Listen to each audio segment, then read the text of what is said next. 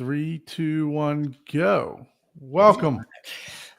Welcome, everyone, to the 72nd edition of the Home Theater Hub. We got a full panel tonight. Got Mr. Cody in the house from Everything Home Theater. And then we got the usual three musketeers, including myself. What's going on, Paul? How are you? Oh, he's double fisting already. Look at that. We have a choice. Which one should we go with first? POC. Cheers, Paul. Cheers. Hell yeah. Okay, see, I like Cody already. He's my kind of guy. Gelato beer? Fruit punch. So a POC gelato sour or a fruit punch sour? Which one should we go first? Fruit punch. Gotta go with fruity. Right. Gotta go with fruity pebbles. Right, we'll go fruit punch. Let's see. This is Weldworks in Colorado. Really amazing brewing company. It's famous in the little area, but there's also Wild Roots behind them. Which Andy really says to drink both at the same time. So yeah, you know, it'll happen. Don't worry. It will happen at some point. The night is young. The night is young. and what is going on? There's something different behind you here too. Don't think I didn't notice that.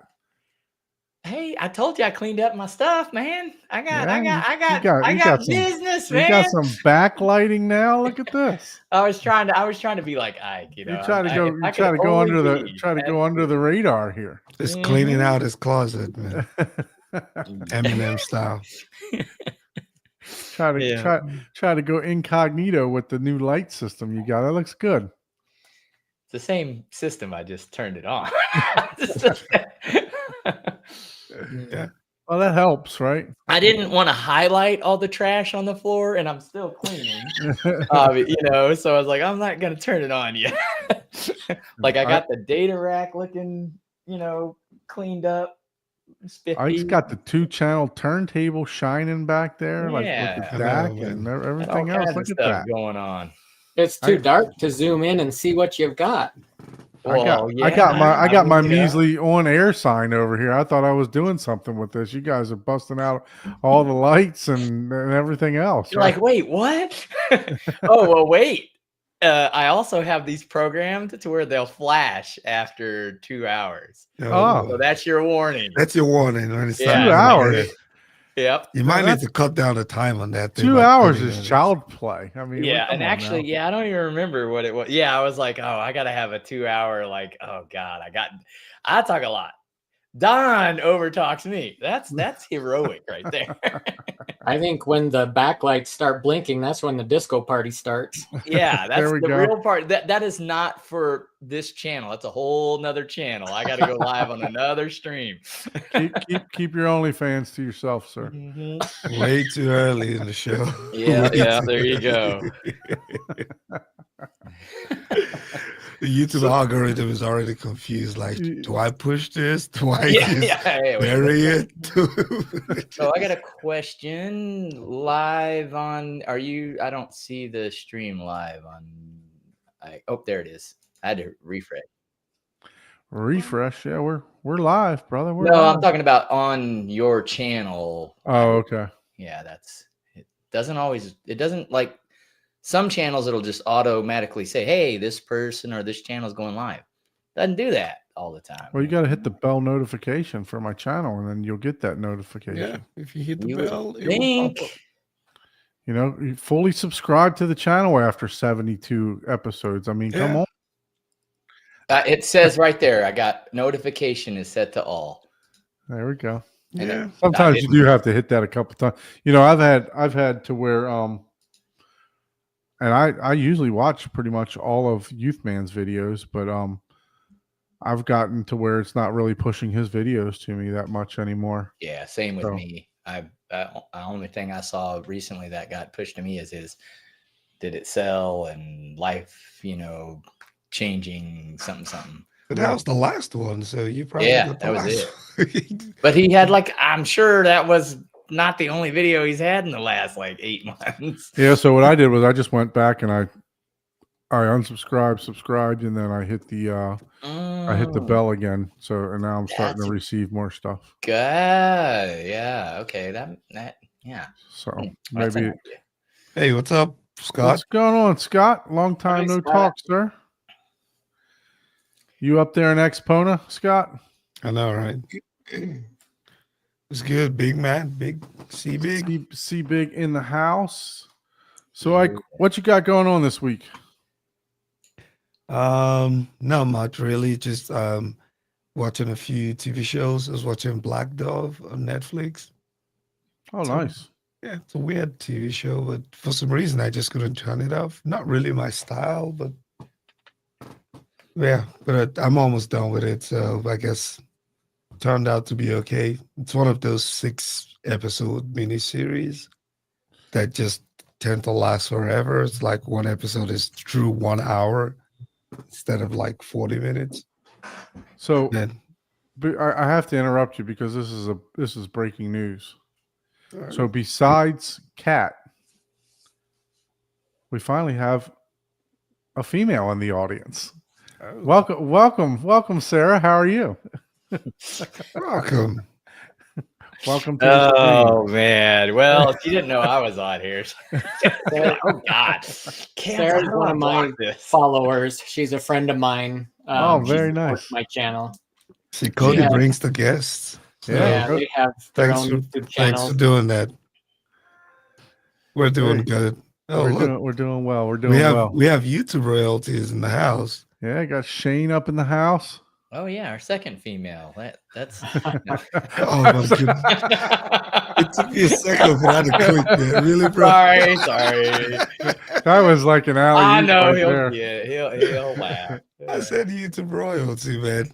Hey, I would have been doing a good spy job if you knew I was spying on you, Shane. But man, I guess I got to go back to school. Shane's got that silky, deep radio voice, Yeah, right? he's got that radio voice. He's definitely not on the feminine side. He's got for the sure. Love 98.9, the mix. Yeah, You the know. love. Yeah. Interstellar Legends. What did The you family think with of the funny speakers? The gang. He's got Hello. knives up there. What did you think of the speakers, guys? Oh yeah, that's funny. I love Shane. Watch every video. So appreciate you joining, Shane. I had So- to go watch it before we got on air. So what else you got going on? Like anything new in the theater or in the office there? I see you got the something plugged in back there to give us a little bit of light behind you now. Where? In the cabinet. What's in the cabinet there? Under the turntable. It's just the Weem Ultra, and then I have the Fossey Audio amp, and that's what I'm using to power the turntable, and that's really it. There's nothing much behind there, and yeah, I do have something coming into the home theater probably next week. Well, you want to break the news, or you want it to be a surprise? Yeah, we'll just leave it. It's not a surprise, but we talked about it. Yeah, I'm looking forward to getting that. It's a subwoofer. I want to try it. It's Very gonna nice. be fun. Very nice. Subwoofers are always fun. Yeah, it's probably not what you're thinking, but it Yeah. is. It's a nice 15-inch subwoofer. So looking forward to getting it. Very Yeah. nice. You want to partake on anything other than it's a subwoofer and it's a 15-inch? Do you want to just? No, I'm looking. I want to try the whole stacking thing, right? So I'm probably gonna stack it and see how it goes. I kind of want to change my front stage, right? Because I have 2 subwoofers in front. Right. I want to try to change it to a dual 15 stacks on the left and the right. Just stack them. I know, right? It's the Scott Bog, man. Yeah. It's the Scott Bug. Out there infecting all of us and infecting us with more base venom. And yeah, but Well, like, congratulations on that. yeah, we'll see. So we'll have to see the new setup once you get it in, and when you can pull back the curtain and reveal what you got. Will do. How about you, Paul? What you got going on this past week?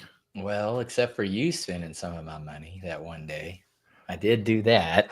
So. What did I spend your money on? Oh. Did you end your subscription? Oh, Oh, yeah. good Lord. Yeah. For my NAS, a couple NVM 2.2 drives to put the operating system on this instead of the Using the internal one. 18 terabyte. Well, this is internal, but Yeah. right now it's all the operating system. It's something I learned about QNAP, which I didn't know. Is wherever you build your first RAID volume, Yeah. that's where the operating system System goes, yeah. But Now, you can move it. with the newer stuff. Yeah, you can move it. So I did move my Plex and a couple other things, but it's just 2 extra terabytes that I'll have all my operating systems and my VMs and all my testing stuff on. Yeah, this is why I'm going to have a whole separate ISP with nothing but my home theater stuff set up so that Paul can manage that, because everything he just said just went over my head. So there won't be any other information that anyone can gather other than Yeah.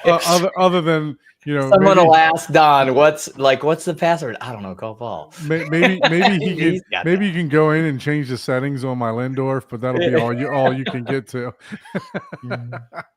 Just keep your bank details away, man. Exactly. I can't guarantee that one. So this week I might change a few zeros in your account. As long as he's adding them, we're good. Yeah, there you go. Right. So not much for me this week. Work has still been absolutely insane. I had to go on a business trip. Monday, I was gone Monday, Tuesday, came back late Tuesday night, and just been nonstop since then. So trying to catch back up. Hopefully, I think last week, I mentioned that I got the mini DSP hooked up. I was able to, I'm able to get bass in all the speakers. However, when I try to generate sound from RU through the processor, it's not pushing the sound out. So I've tried just about everything. And the thing about it is everything on YouTube is all like the old interface, so or the old GUI. So I'm piecing it together, but I think I have it all set up right. But download the old one. I'll have to. I did read some stuff to where people were having issues with the Lindorf and pushing stuff through the REW, but now I've also seen other people. I went onto their page and asked, and other people have said that they've gotten it to work. So it's probably more user error than anything. So adding a lot of complexity somewhere. Yeah. You might have to check the MIDI settings, make sure that it's in the Mac. You can, anyways. Yeah, we'll I'm using I literally bought a laptop specifically for the last Black Friday. I bought a laptop specifically for the theater room. So it's a Windows PC. Shame. So Shame. Hey, it was cheap, man. It was like $400 for that thing. I couldn't pass it up. So Mr. Cody. Yes. How about you, sir? Welcome to the channel. Thank you very much for having me. You've so I reached out to you via Facebook. I noticed that you had quite the project going on, like I've had for quite some time. The running joke is on this channel is how long it's taken me to build my theater and get it set up. So what's going on in your theater right now? So about 8 years ago, my wife and I built a bathroom in our basement, and we made it smaller so the rest could be a theater room. And then the next year we built an office. And then 6 years later, I started building the theater room. Nice. So you probably got your hands tied with that. Yeah, we've been, I ran an electrical outlet to the center of the basement floor. And that's been probably the hardest thing that I've done. It wasn't that hard, but when you start cutting into cement and you're not sure what's under there, you kind of start freaking out. But Yeah. we've done a lot of framing this year. Most of the I think all the wiring's done. It better be. But yeah, this year's been the most progressive on it. Very good. Very good. And we'll get a chance to see that a little bit later. So, Ike, you talked about a TV show that you were watching. What was that called again? Black Doves. Black Doves. I saw something. What is it called? It's maybe on Cinemax. White Lotus. Oh yeah, that's Is that a good any one. good? That's good because I saw good like one. a bunch of reaction videos to some kind of twist and turn that just happened, I guess. That's a good So- one. So I was looking at that to see if I want to partake in that. So that's a pretty good show, huh? That is Nice. super popular right now. Oh, Yeah. really? Everybody's watching it now. Yeah. Yeah, I haven't been able to watch any series. I finished my Dexter series, which was pretty good. It was actually really good for a prequel of Dexter. So that was pretty good. Paul, how about you? What you been watching? Well, let's see. It's been a while since I've mentioned what I watched. I don't know why, but let's see. Since I've last mentioned, I've watched Brightburn. Oh, I've heard that. I've heard the Atmos in that is phenomenal. Yeah, the sound's pretty good. It's a pretty wild movie. Yeah, I've seen it. Okay, and then Mufasa. The music. the live action one. Yeah, the music. Yeah, oh God. Oh man, I'm sorry. It was laughable Okay. because we went from Elton John to I can't even remember the songs. They were kind of funny though. The way they, and it wasn't like the singers. It wasn't the talent. It was just the way it was, directed and all put together. Because like one of the songs is my brother, and then they would say brother, my brother, and I was just like, what the fuck? And then a lot of the songs were like that. They were like overemphasizing. Anyways, it was just interesting. But yeah, I'm not adding that to the collection. Okay. If someone has it, okay, I might help them if they want to watch it. I watched Dr. Sleep. The newer one, the The new remake. Shining version. Yeah, that was pretty good. I actually liked that. I enjoyed that. It made me realize, like, oh, that's why he hated the first movie, because it didn't allude to any of the things that this movie is talking about. Really, That supposedly that's supposed to have some good sound too. Oh, yes. Yeah, and they used it. They didn't overuse the bass. Had a really good bass, had really good Atmos. But they didn't like over. There was a couple times where I was like, oh man, are they going to make this like the whole time? And they didn't.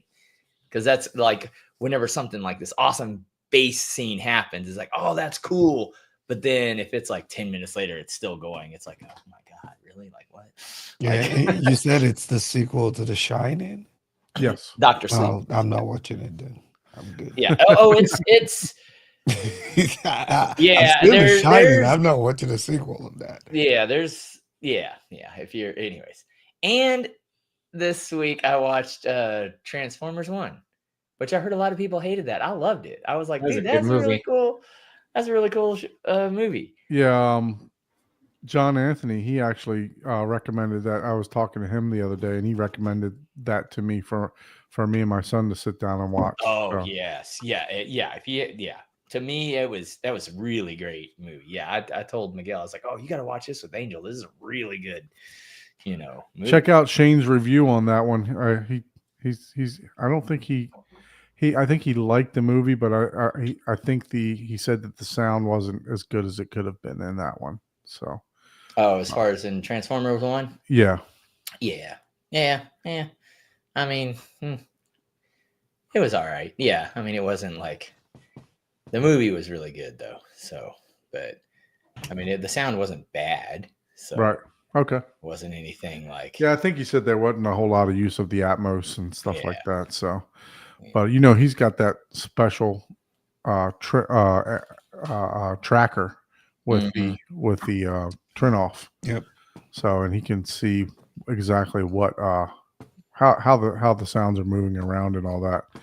So, and I think he's had a couple other people on the show too, with the turn off, with Haterade, and I think there was someone else on there with him the other day too. Tony joined him. Yeah, Tony?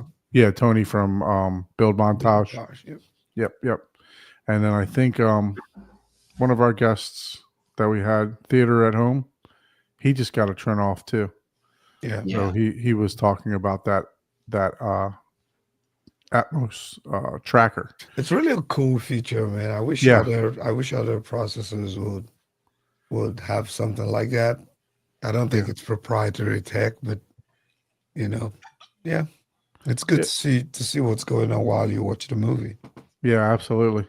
I don't know. I'd probably get caught up in watching that.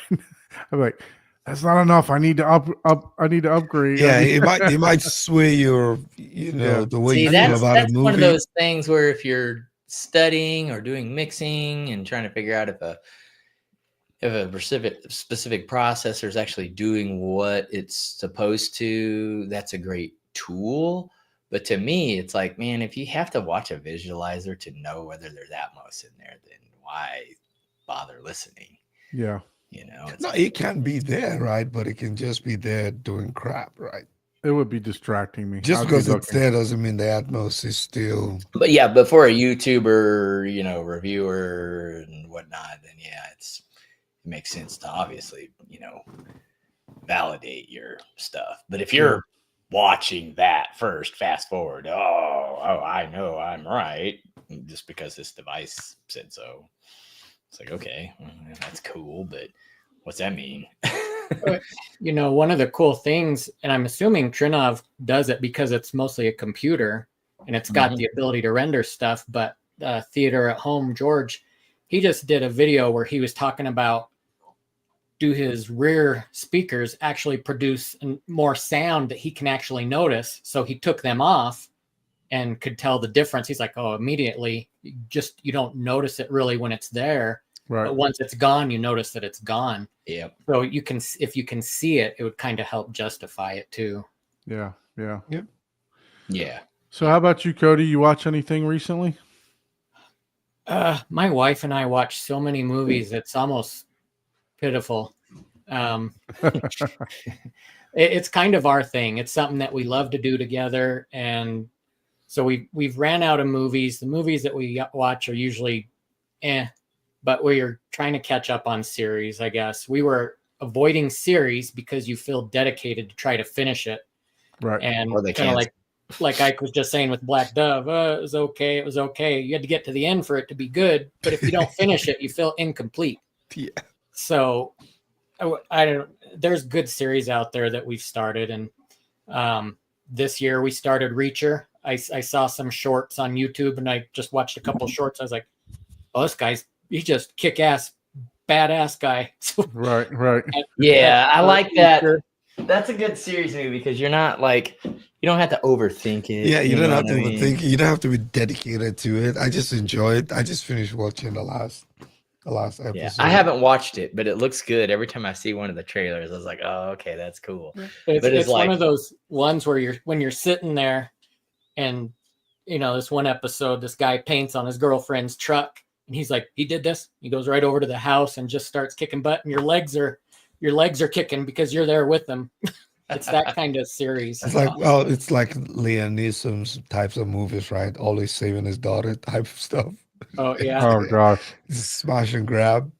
Well, and Reacher, the cool thing about him is he's just very nonchalant. He's like, who did this? He has no facial expression, no tone change. He's just, who did this? I'm gonna go kick their butt, and he's out of there. It's cool. And then last week we started The Bondsman with Kevin Bacon. That's on Amazon, and it's kind of a sci-fi. I really like it. He's basically a demon hunter. Oh, okay. I think I've seen like a commercial for that. But Yeah, it's a pretty good series. Now, are you on the Reacher kind of vein? Are you gonna watch The Accountant 2 when it's? I think it's out. I'll But probably watch it the at some time. second one, I right? gotta watch The Accountant too. Yeah, they're probably there's not many movies that get by us that we haven't seen. I mean, we go through and I told you earlier, we forget the stuff we watch. So the only way we know if we've watched it is if we thumbs upped it on Netflix or Amazon or rated it, and it's like, oh, we've seen that. Yep. Well, me we and can watch it Jessica- again because I don't remember it. So Me and Jessica are the same way. We were scrolling through a movie and we're like, oh, what should we watch? And then she was like, oh, Ryan Reynolds and Dwayne Johnson. Let's watch that. Oh, yeah, Red Notice. And then like 5 minutes in, I was like, wait a minute. God damn it. We've seen this. This seems Yep, I've done familiar. that plenty of times. The bad part is when you actually, back in the old days, when you rented the same movie twice and you couldn't remember. yes. Yeah. Because And you're paid committed money. at that point. You're like, yeah, you already got it. So you're watching it again. Have you guys seen Lupin though? Lupin on Netflix. No, I've not seen that. Oh, that's another good one. I'll have to take note of that one. So I watched The Batman. That was pretty good.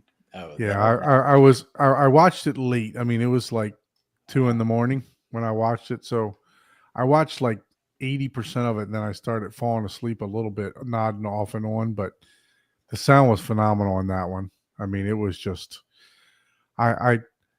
and what was more impressive is that I couldn't sleep, so I went downstairs and my wife was still up.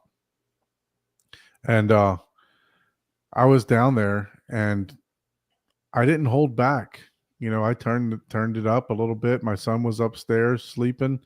I would say I was probably around minus 20, minus, you know, and somewhere in that neighborhood, she told me she couldn't hear it. Wow. Yeah. So that means I did my soundproofing, and that's with all the subwoofers playing too. So that means I did something right for the sound, you know, a little bit of the soundproofing that I was able to do. Well, I mean, after 4 years, you would have think it would be how included you. Hey, look, hold on now. Cody just said he's been working on his for 8. He's double me. No. Yeah. That's why I brought him on the show. So I He can started. He's like, Man. there's only one more person that has more years than me. I need to get you on the show. Hey man, with friends like this, who needs enemies, man? That was wild, man. Jeez. Oh yeah. So I watched the Batman. I did fall asleep in a couple spots, but it was only like for 5 minutes here, 5 minutes there. But I actually enjoyed that. It was really good. So No, that's the new Pleasantly one, right? surprised for yeah, Twilight. the newest one. Yeah. Okay. There's so many Batmans. I was like, Yeah, I was trying to like, have I like have I the seen new it? one you're talking Is it about, the right? oldest With the- one, or is it with the the new one? Twilight guy, right? Yeah. Yeah. It's I haven't the- seen it was that the one. newest one. Yep. I Yeah. was So a pleasantly lot of people surprised. talk about the I guess it's a chase scene in there, how good it is. So, Yeah, it was. Yeah, just even the. I mean, everyone's seen it by Fred. yeah. Yeah, the mud cured for 4 years, so that's why I did a good job on soundproofing. Everything turned rock solid. The See, I the drywall is older than your wine from Sonoma. The lumber that he put up is also old. It's petrified. I mean, it's like a stone. You know, it's a stone building right now. Oh man, too funny. Could be like the first wall I put up around my furnace room. Some of the 2x4s are kind of warped, and I'm like, okay, how am I going to fix that? Yeah. Yeah. So my buddy Abe, 3D Sound in the house, watched The Fifth Element on Strato V. Very nice. That That movie movie's so was good. the sound on that. Oh my god, that was like one that I was turning down to like -30. I was like, holy crap. Like I left it up at my usual like -15, but man, that bass runs hot, and some of the sound on it. But it was the 4K was remastered very well. It's good Very stuff. nice. I'm gonna have to check that out. Yeah. Another TV show. I just remember the TV show that has really good sound. I don't know if you guys have seen Into the Badlands. No, I've not seen that one. Into the Badlands. It's an amazing TV show. It's crazy. It's straight up fighting, just martial kung fu fight, sword fight type stuff. But the audio in that thing is amazing. Cool. Amazing. Have to write that one down too. Yeah, you got. Yep. Look, I got more movies to catch up on than I have time. I promise At you least that. 3 years. Even if I had 0 jobs and I got I basically got 3. I still don't have enough time to catch up. So, but Abe, if you want to come on and give us an update on what's going on in that theater build you got coming on, you're more than welcome too. So if you got the link, we didn't change it. So you're more than welcome to jump on and talk about what you got going on over there. We showed some pictures of the wiring or some of the pre-wire that you did last week at the end of the show. So, but yeah, you're more than welcome. So Cody, anything that stuck out from this week for you, like that like a movie or a TV show that you could think of? Because I know you said you had a bunch, but you know what? I liked The Electric State. I watched it when it came out a couple weeks ago, but I liked that. Directed by the Russo brothers that did Avengers Endgame and stuff. And because I'm a mailman, they've got a robot in there that's a mailman or mail lady. And I enjoyed that. Probably, I think, one of the best movies I've watched this year. It's been a short year so far, but yeah. Well, okay, cool. It's hard to come across good movies anymore, and I enjoyed definitely. that one. Very good. Let me see if I could share that one here. Oh, ma'am. I like that. So The Electric State. Yeah, Chris Pratt. Okay. Yeah, I'll have to check that one out. Yeah, and Ki Hai Kwan. He's been in a lot of movies. He's the little guy from The Goonies. Rotten Tomatoes didn't like it. 15%. They 15%. They butchered it. You know what? I'm weird though. I like almost all movies unless I just don't get them. So that's my problem, I guess. Hey, you know what? Some of these I like movies that critics don't really care for either. So I don't ever go by anything that that says. So I watched Sharknado about 2 weeks ago for the first time. I haven't seen that either. And I was like, oh my God, I've got to do a video on this. I heard it was hilarious. Which I haven't yet. DJ from The Bright Side, he did a whole breakdown on Sharknado with it was funny. So that's funny. I'm writing down on a tab. So Cody, while we're on you, tell us a little bit about yourself. How'd you get into the hobby? And then we'll also talk about, the fact that you have a YouTube channel. So growing up, my stepdad had surround sound when it was all new. And I don't even think they had center channels then, but you could hear they did. It was Dolby Pro Logic. And you could hear the cars jump over and go to the back speakers or around, I should say, because there was no Atmos. And that kind of got me hooked on surround sound. So I went to, if anyone remembers it, I went to Montgomery Ward's and bought my first Pioneer stereo there that had Dolby Pro Logic. And Montgomery Ward's. Yeah. I used their Montgomery Ward's store card to get that and a VCR.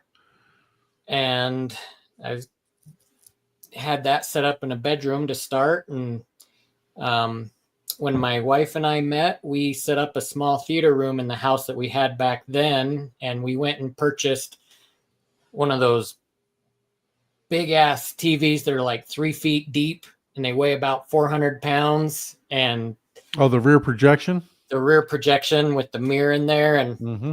so we bought a 65-inch one of those from Mitsubishi. Mitsubishi. I was just gonna Yep. say.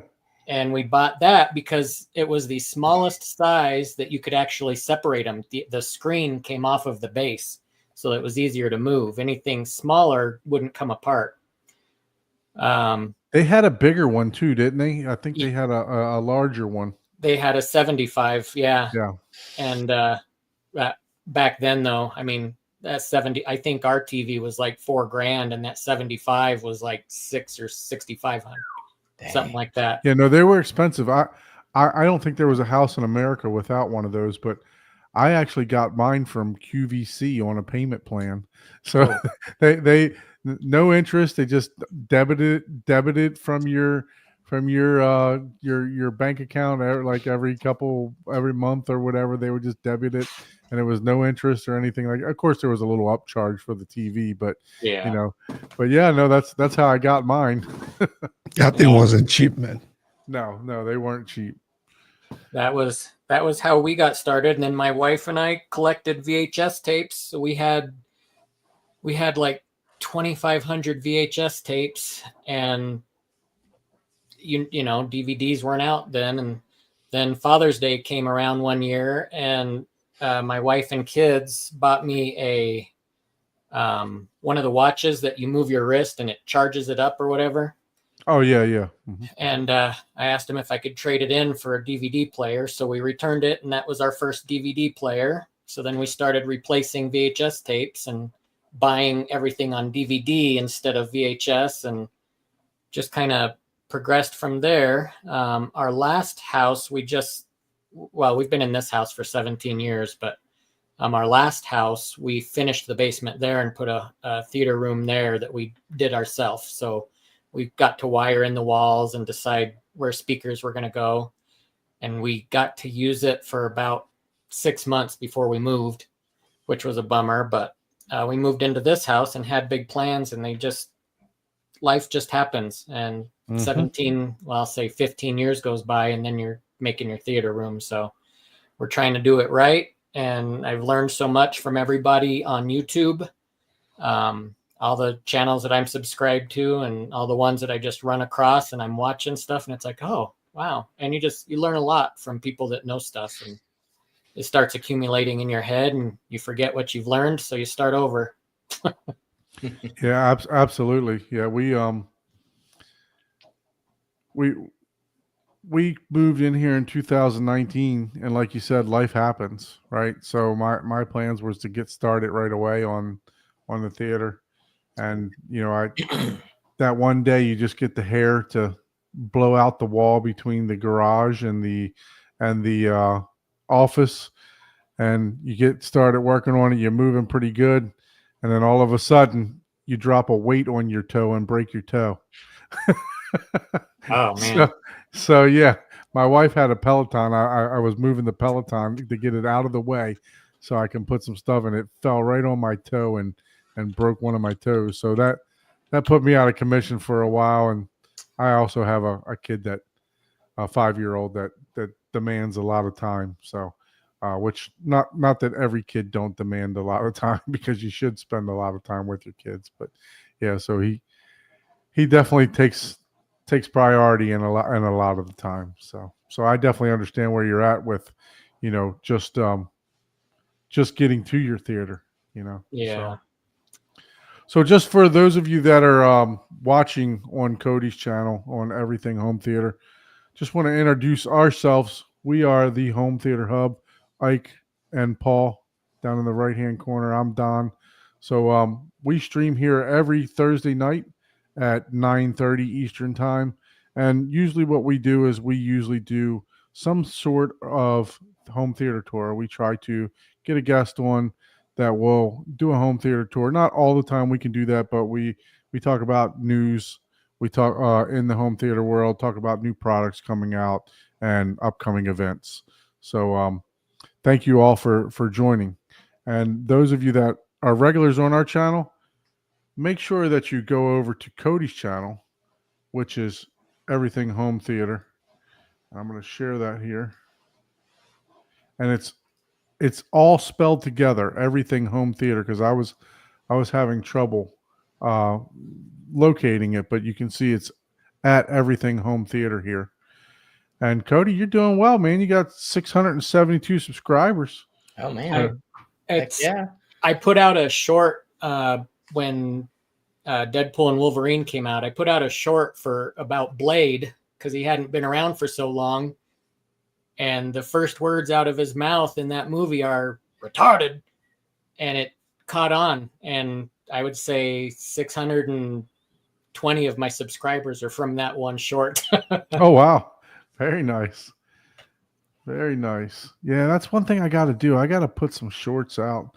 I gotta actually post some videos, really, is what I got to do. Because Ike and I have found that, unfortunately, the algorithm for live shows, it just don't pick them up very good, so You don't. Well, I'm sure at least for our show anyway. No, you're not supposed to leave live shows like 2-hour, 3-hour things. Don't they put your channel further down? Yeah. The whole thing on that. So you got to delete those after like a day or two. Yeah. So we're not. I thought about cutting them up, cutting up the live shows and doing different segments and stuff like that. But that would involve time that I don't have. Yeah. And time that I could be watching a movie. All rants again. Yeah. But see, those wouldn't be shorts. Those would be flagged for. He's still going 30 minutes later. Oh my goodness. So let's see if I'm going to refresh this. We're challenging you guys. Let's give Cody some more subscriptions here. So 673. We want to see about 700 by the end of the night. So go ahead and subscribe to his channel if you're watching from ours.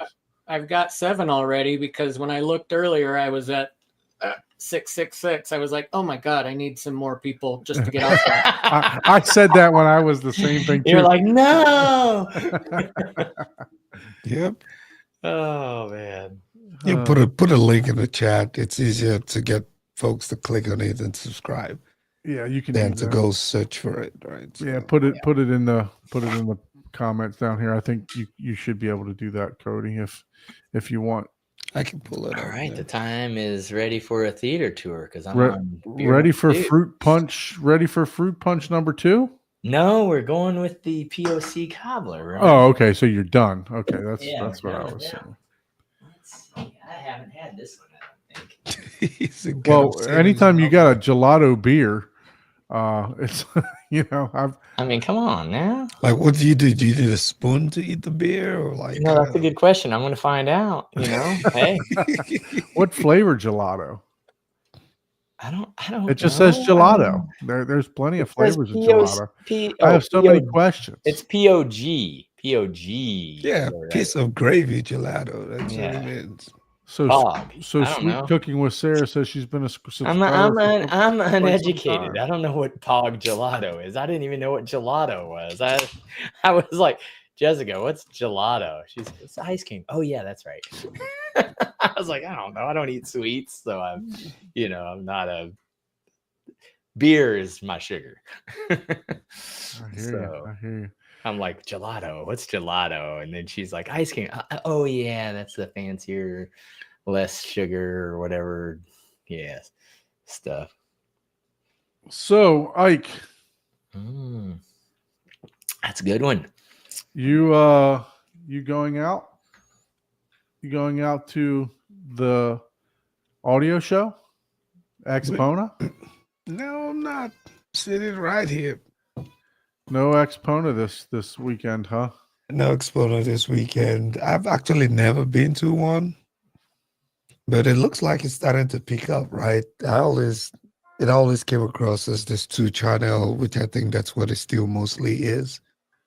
2-channel, but Looks like we're starting to see a couple of home theater setups coming Oh, along. So yeah, I probably will try to make it next year, but yeah. let's see what we got. We got some listening rooms. Yeah, that's plenty of listening rooms. There's amazing companies and Yeah, some that so I went back in 2018, and like you said, there wasn't a lot of home theater stuff. I believe JTR was there, and also Emotiva, and I was impressed by both of their rooms that they had set up. JTR just is always over is the always top. impressive. Always over the top, no matter what, you know. Yeah, that's not home theater. That's amphitheater. I That's know, a right? different. That's a different level. You know, but sure, you can put it in your home. I mean, you can put anything in your home. It seems like there's some acoustic. I've seen a couple acoustics vendors here already. Just going Yeah, through there's age. all of them, man. There's Acoustic all. sounds, acoustic ATS acoustics. So that's what I think I would be interested in if I went out, for this particular show. But when I was, Not too late to buy a ticket. We can leave tomorrow morning. I could. It's just a short 4 hour flight, 4 or 5 hour flight away. But unfortunately, I got work this weekend. So, but yeah. So, Paul, you're not too far from there, right? You got any plans to go there? Where is it? It's in Chicago. Oh, that's like an 8 hour drive or a friggin' 6 hour flight after you wait through all the damn airports. So that's kind of a. There's got to be more than audio there, but yeah, there are a couple people that went there. There is. This China is out there. Yeah, so that'd be Aaron is also there. Hang out with some, heathens. Yeah. Yeah. I wonder if see if RBH is going to be there. You can just search for it, can't you? They are. Yeah. But lucky me, I clicked right on it. Look at that. RBH is going to be there. Mm-hmm. They're in 2 locations actually. One of these might actually be a sound room. This bigger number here. Well, no, I think there's like 12 or 15 floors there. So yeah, there's a bunch of this. The one on the first floor might be a sound room. Let's see. What does the little green blob say at the end of that line? This one, it says new. Oh, okay. And then special show specials available. Oh. So they probably don't want to carry their stuff home, so you can take it home. Yeah. There's a lot of stuff that it costs more to ship it back than it is by the time you ship it there. And then it's Yeah, definitely.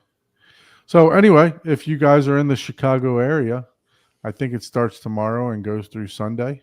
I had a good time with it. There was I know we're really a home theater based show, but some of the speakers and stuff were super impressive.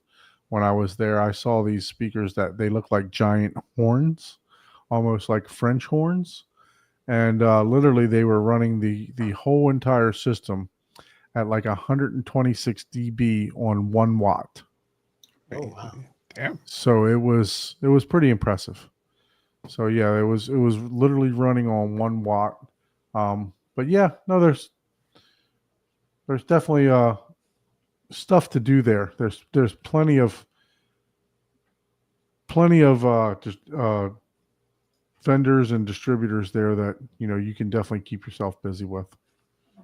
So if you're in the area, go ahead 2-channel audio and the speakers and checking out all the stuff. I mean, that's all. Yeah, it's still amazing to get to experience all that stuff for such a. I mean, the tickets aren't that much, are they? I mean, they're not like. No, I think they were like $35. Well, this is for the back then. entire weekend. It's Yeah. still cheap. I think it's still, Yeah, that's cheap because some shows that are like Let's see how much they posh say they are. shows, you're like, I've Yeah, been, $35. yeah, it's still yeah, cheap. I've been invited to shows where the tickets are like $3 or $5 grand. A whole day pass is like $100 Like, or ooh, so. like, Yeah. $60 for a Friday, Saturday, and Sunday. I mean, Mhm. you can't even go out and get a good meal for $60 anymore. Dude, I don't you even know? think I went to a single bar for less than that. Yeah, exactly. Ever. Like, So it's good to see that they're still keeping the prices down on these because this is basically what I paid in 2018. yeah. Yeah. So I mean, that's and that it's for what you get to experience. That's a steal of a deal, and then you make your own entertainment, and Chicago, I mean, dude, if you can't entertain yourself in Chicago, I'm sorry, that's a you problem. yeah, that is true. So the question is the new Revolution going to be there? Not the R Evolution, I should say. Yes, it is. They have a room. The SVS 5000 The series. 5000 series. It's Yeah. there. Evolution It's series. definitely there. That's all the show's for, is to show off new stuff. Yeah. Absolutely. With all the dual voice coil and dual amps. Do the mono blocks and dual block amps or whatever. So it's a fully bi speaker. Everything's So the news Two. that just came out, SVS with the new 15-inch sub. Finally, right? Everyone has been asking for 15-inch subs. So 15s, 16s, and 17s. I think 21 is gone.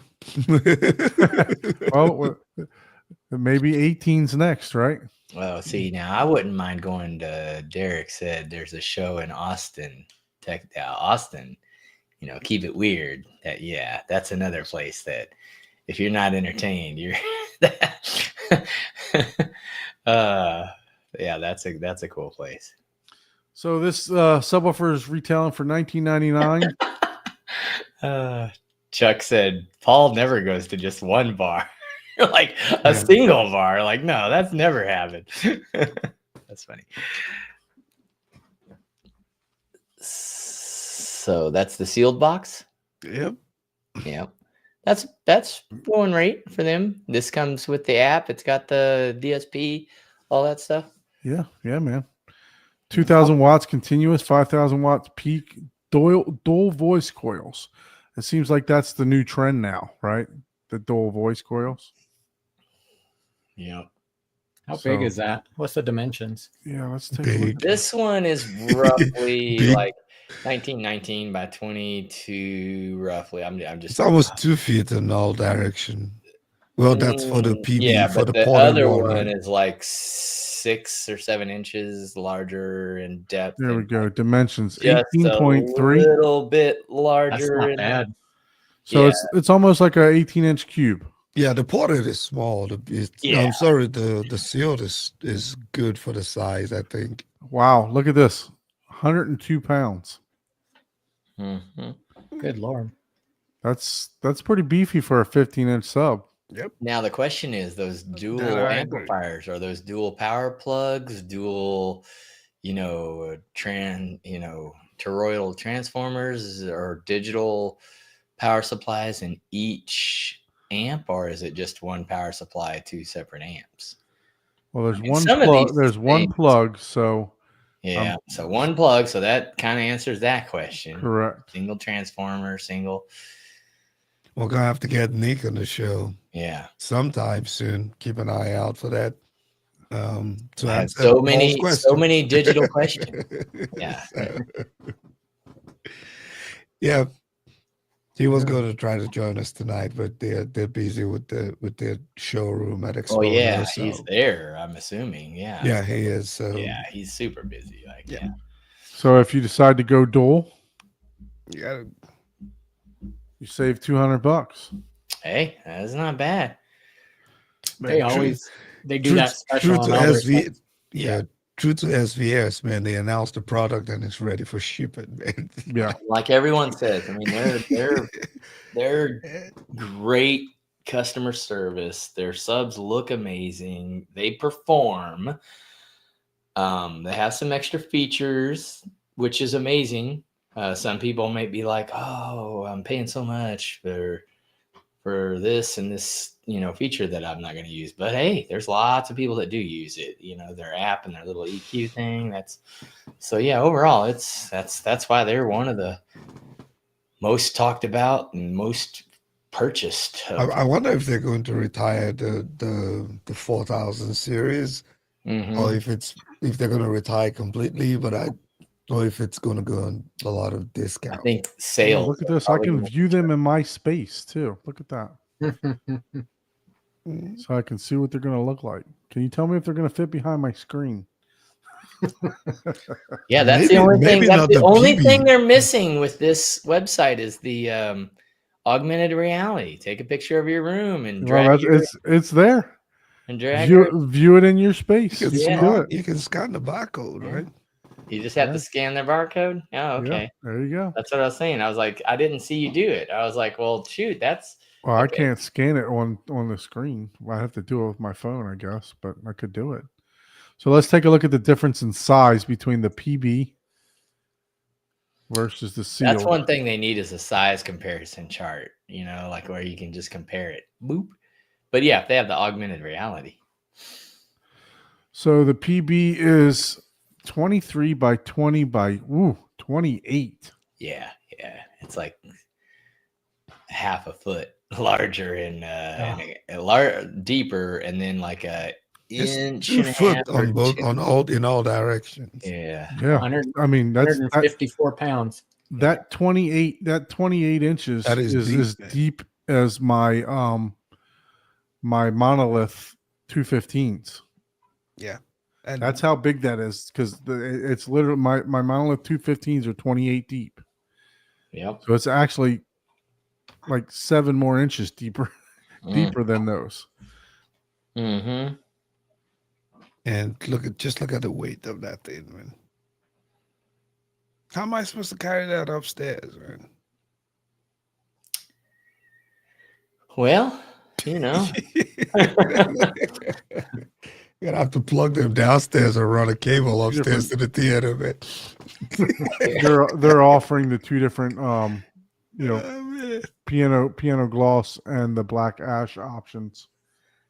yeah, So I do like that. that is cool. So yeah. So the graph's got it rolling off maybe 18 hertz, something like that. Rolls off pretty hard. That's I on the think- sealed. Yeah, no, this is the PB. Yeah, but that's the sealed. The sealed line, yes. The sealed line is the yellow. The purple line is standard. Green line is extended. Oh, okay. Yeah, I can't read it on there, but yeah, that's they have 3 different modes on that one still. Yeah. But you're not going to be able to shrink it in size. So you definitely, if that's a factor, you got to decide that. Yeah, right definitely. away. And that one's $25.99, so it's a little bit more expensive too. Mm-hmm. More material, right? Oh yeah, More material, new technology, I guess. yeah. It's So- supposed to be better than the PV16s, right? Though. Oh, what about the 17? Is it better than the 17? No, it's not. They just came out together, man. 17 just came out 2 weeks ago, man. It's not going to be So better. 17 But it's hertz. supposed to be better than the PV16s or the 16 series. Yeah. Derek said Ike needs to start lift. You need to order a couple SB1000s and start lifting those, and then work your way up. You'll be bench pressing 217s. Yeah. You just start off with the sealed 1000, go to the ported 1000, then go to the sealed 2000. It's the workout routine we're gonna have to start. Yeah. The only thing working out is my bank account. It's gonna cry. It's gonna build some muscle by the time I pay for the subs. That's a ligament torn. It's like, oh no. Another check bounce. Ouch. Yeah. Yeah, I think I would go with the. I would definitely go with the sealed versions of these. I just like sealed subs overall, just for the size and the. Right. Yeah, the size is much better and they're cheaper too, right? Yeah. So Even though I'm talking about putting 18 of them, or 8 of them, not 18, 8 of them. It's like it doesn't matter how small it is if you have a million of them. Yeah. Speaking of that, we haven't gotten an update of what's going on in your theater for quite some time. I know that you got the JBLs in there, and then I just did my tax returns, man, and then but remember I have my other hobby of 3D printing, and they did just announce a new 3D printer that's really freaking cool. So it's like, oh man, where am I going to spend the next several $1,000s in hobbies? so basically you own the government and then you got to spend money on your 3D yeah, exactly. type for the home theater. What kind of things do you 3D print? What are you into printing? Functional print. Dangerous anything. question. show him, Mike. Show him the thing that Paul made for you right behind. It's right there, but the It's table way is you not can't see it long because- enough. Yeah, well, I do art pieces and theater pieces. You know, I do different I don't know if I have a way to show it. Yeah, it's kind of difficult. It's one of those best seen in person type stuff. Yeah, it's after because I've got some of them up here that you can kind of see that are defects, but they're Okay. still, but you can't really see. But they have. I can grab one, but you won't be able to get the effect of it. Oh, Because that's cool. you won't be able to when light shines in the back of this, it literally makes it 3D. I mean, Oh. like in amazing detail. Yep. I mean, like it. I've sent several pictures of it and stuff like that to people, and like, But Yeah. whenever someone sees it, they're like, "Holy what?" I have one there, but it's gonna be difficult. I have to plug it in somewhere just to be able to even show it. But I can show you that in the green room when we're done with the show. Let me see if it'll.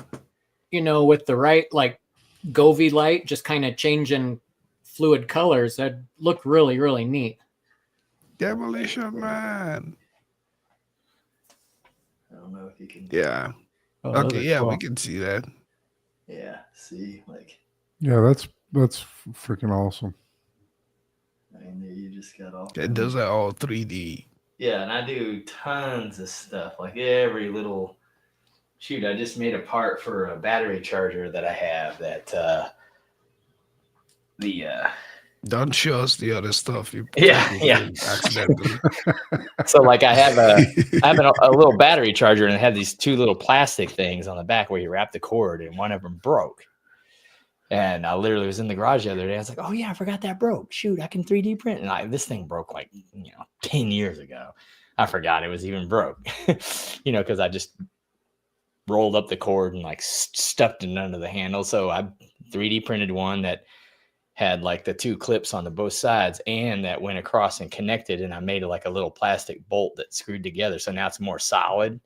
And then I wrapped the cord, so anything, that is one of probably the coolest things about 3D printing. One little part can break on something that's plastic, right? And it's like, oh shit, you can do like carbon fiber, ABS, TPU, and fix things that otherwise you'd have to buy the whole part because this one little bitty thing breaks. But it's not always that simple. If someone else had the problem and they created the CAD design for it, sure, you just have to hit a button if you have like, depending on the printer you have. But Bamboo has like the Maker World where you just click on a button from your phone and say print, and it just spits it out. But my interest in it is like CAD and 3D because it challenges my creativity as well as my engineering skills all in one. So I have a little artistic but engineering at the same time, and it's just fun, and it's a cool it's a cool hobby, but it also has potential with full-blown engineering stuff. It's not just a toy, right? Like that's what automotive industries and stuff like that, they're using those and these printers to mock up their parts. Like they'll mock something up that they make in CAD, whatever application of CAD you use, and then they'll test fit it or test look at it with 3D prints. Because no matter how awesome you do something in CAD, oh, it looks amazing. Once you get it in your hand, you're like, oh, I wish it was, you know, and you're actually holding it. It's like, oh, shoot, this feels, it's a little, you know, sharp on this edge or a little out of whack for your average person. It's wild. And that's what that 3D printing can do. It gives you that physical, you know, tactile feel to help improve the user experience of something, instead of, you know, spending $1 million on a milling machine to, let's mill it out or make a mold out of it. No, you just, you know, buy, you know, $35 worth of filament, and or, you know, if it's super high end like the carbon fiber, those are like $100 a roll, but you know, those are carbon fiber. Yeah, I saw those. I saw a bunch of 3D printers when I went to Micro Center, when I found the Micro Center down here. Yeah. So, Cody, you ready to give us that tour? Sure. Let me do this phone thing, and yeah, let's get your phone connected, and then you can. Are you in the same area as the where the theater is? Are you down? Or is it a basement? Where is it at? Yeah, it's in the basement, and I've got my black screen with the picture on. So I'll just walk around that, and it's out there. All right, very good. Okay, so I'm gonna mute this main video, and then we'll just add you to the stage, and when you're ready, we can go full screen. Can you hear us? Let's see. Okay.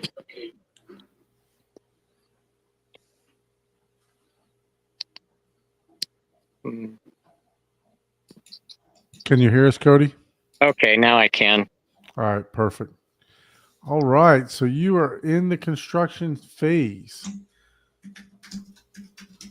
So let's talk about the room. What are the dimensions? So this room is 20 by 20.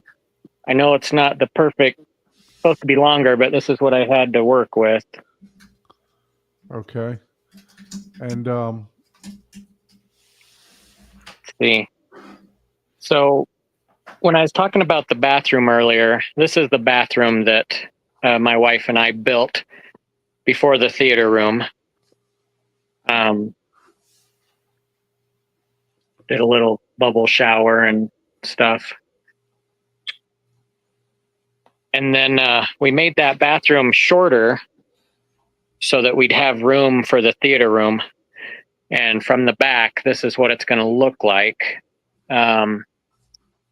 We've got the ceiling is insulated, and I have left gaps for where the Atmos will go.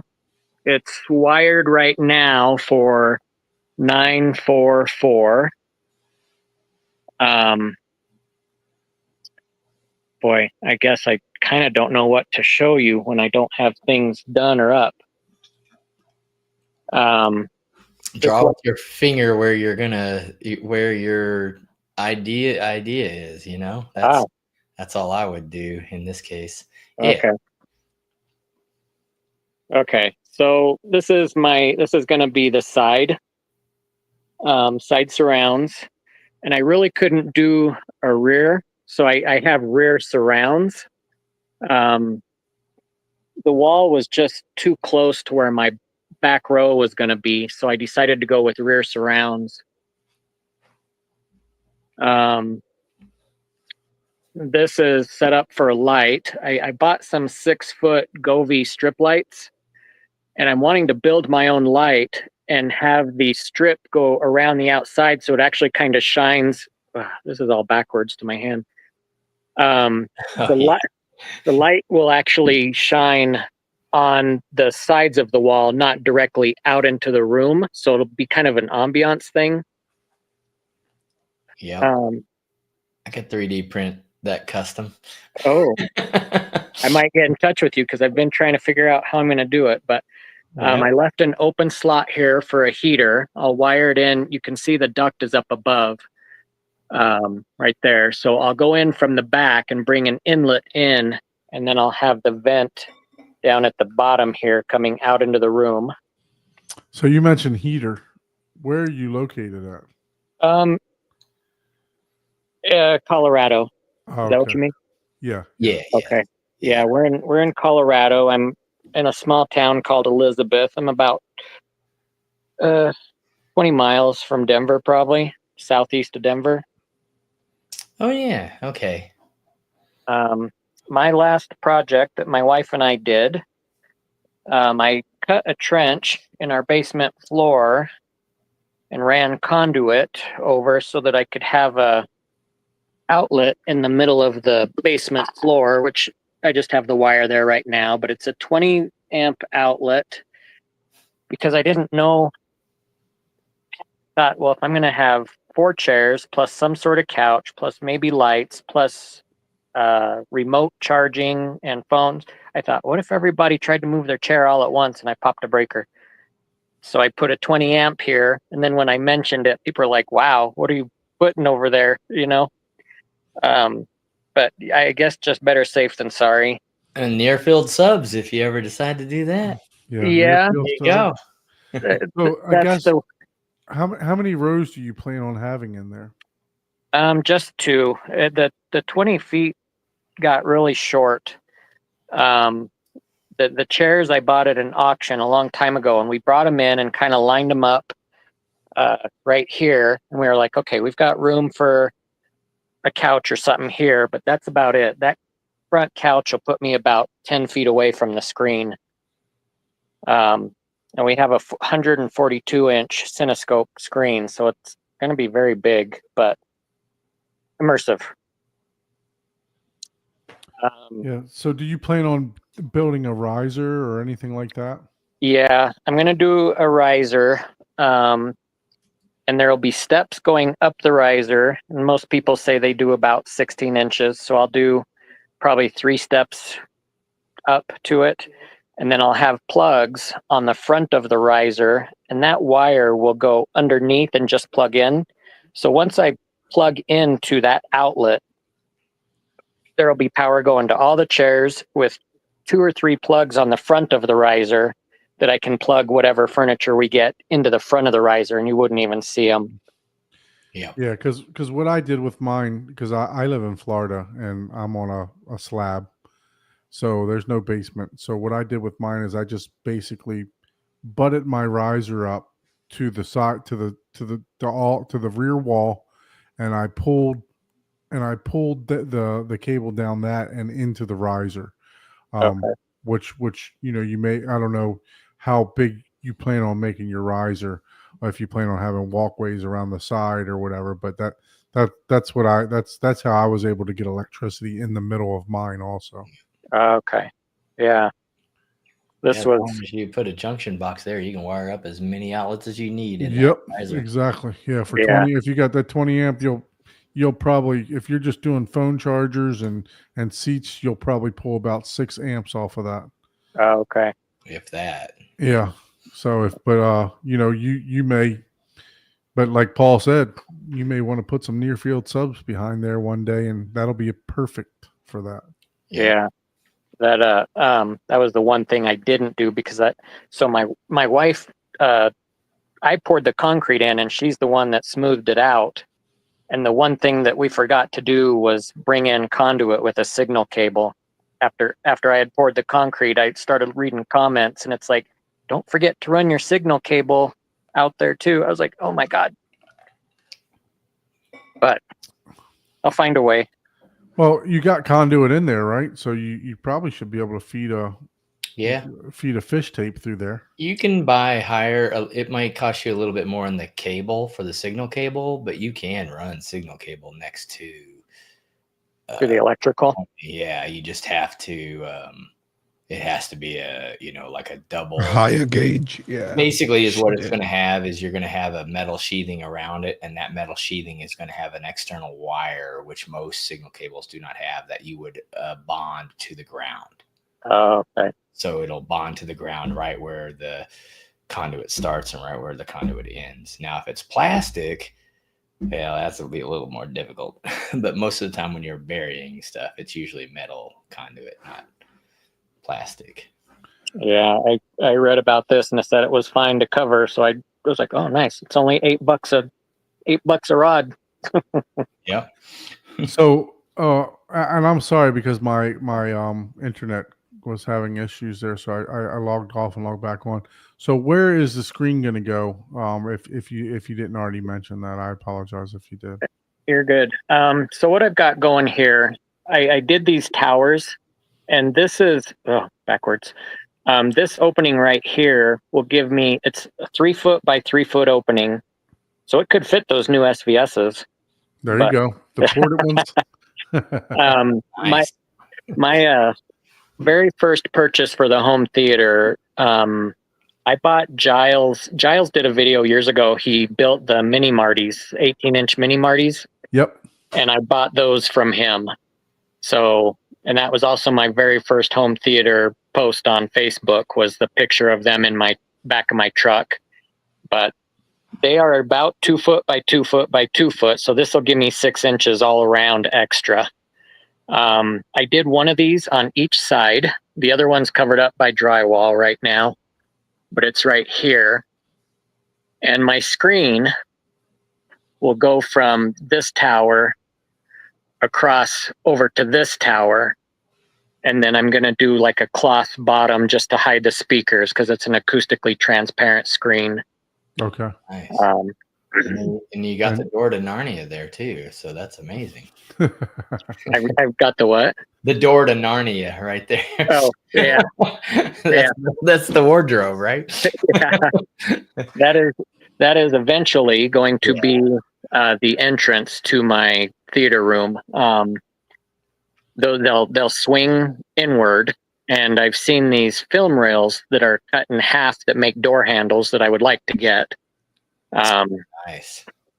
There's a lot of videos on how double doors aren't great, but I really wanted that kind of grand opening feel. Mm-hmm. Yeah. Hey, aesthetics are, to me, most of the, most of it, Yeah. So, what is the height of the ceilings?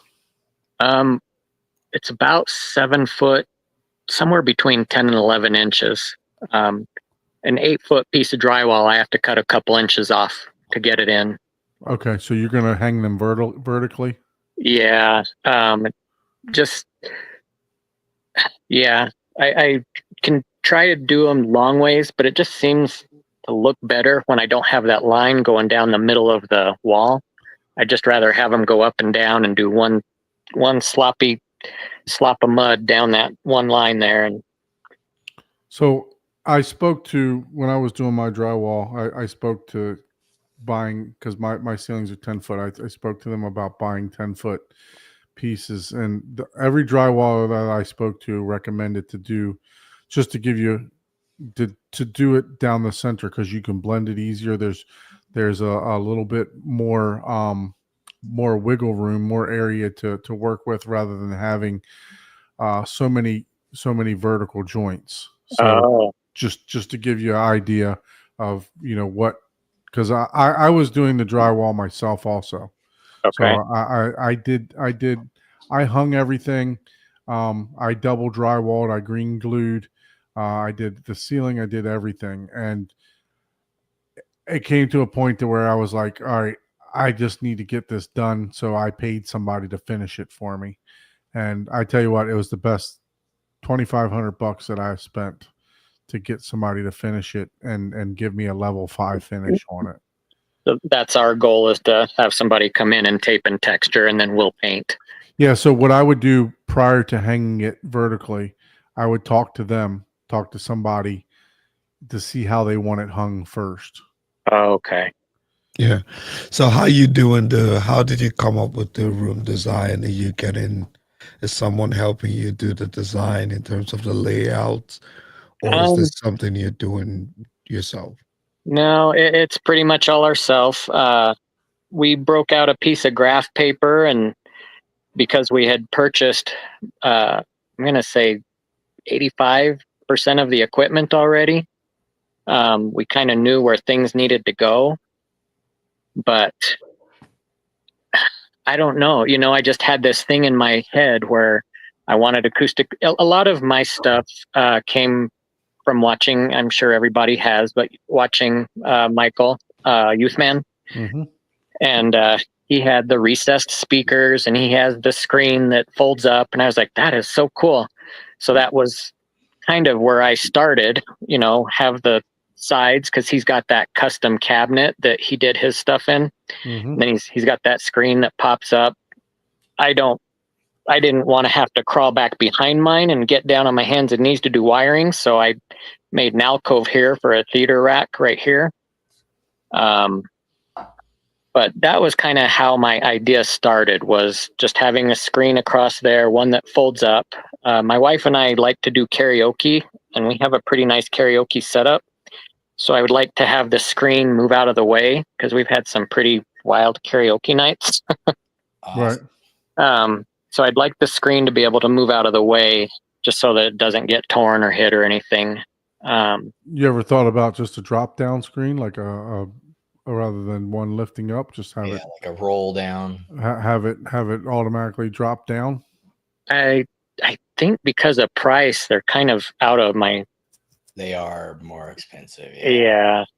We've got the screen already, and I looked at motorized. I originally wanted to go ultra short throw, and couldn't find acoustically transparent ultra short throw screens. Mm-hmm.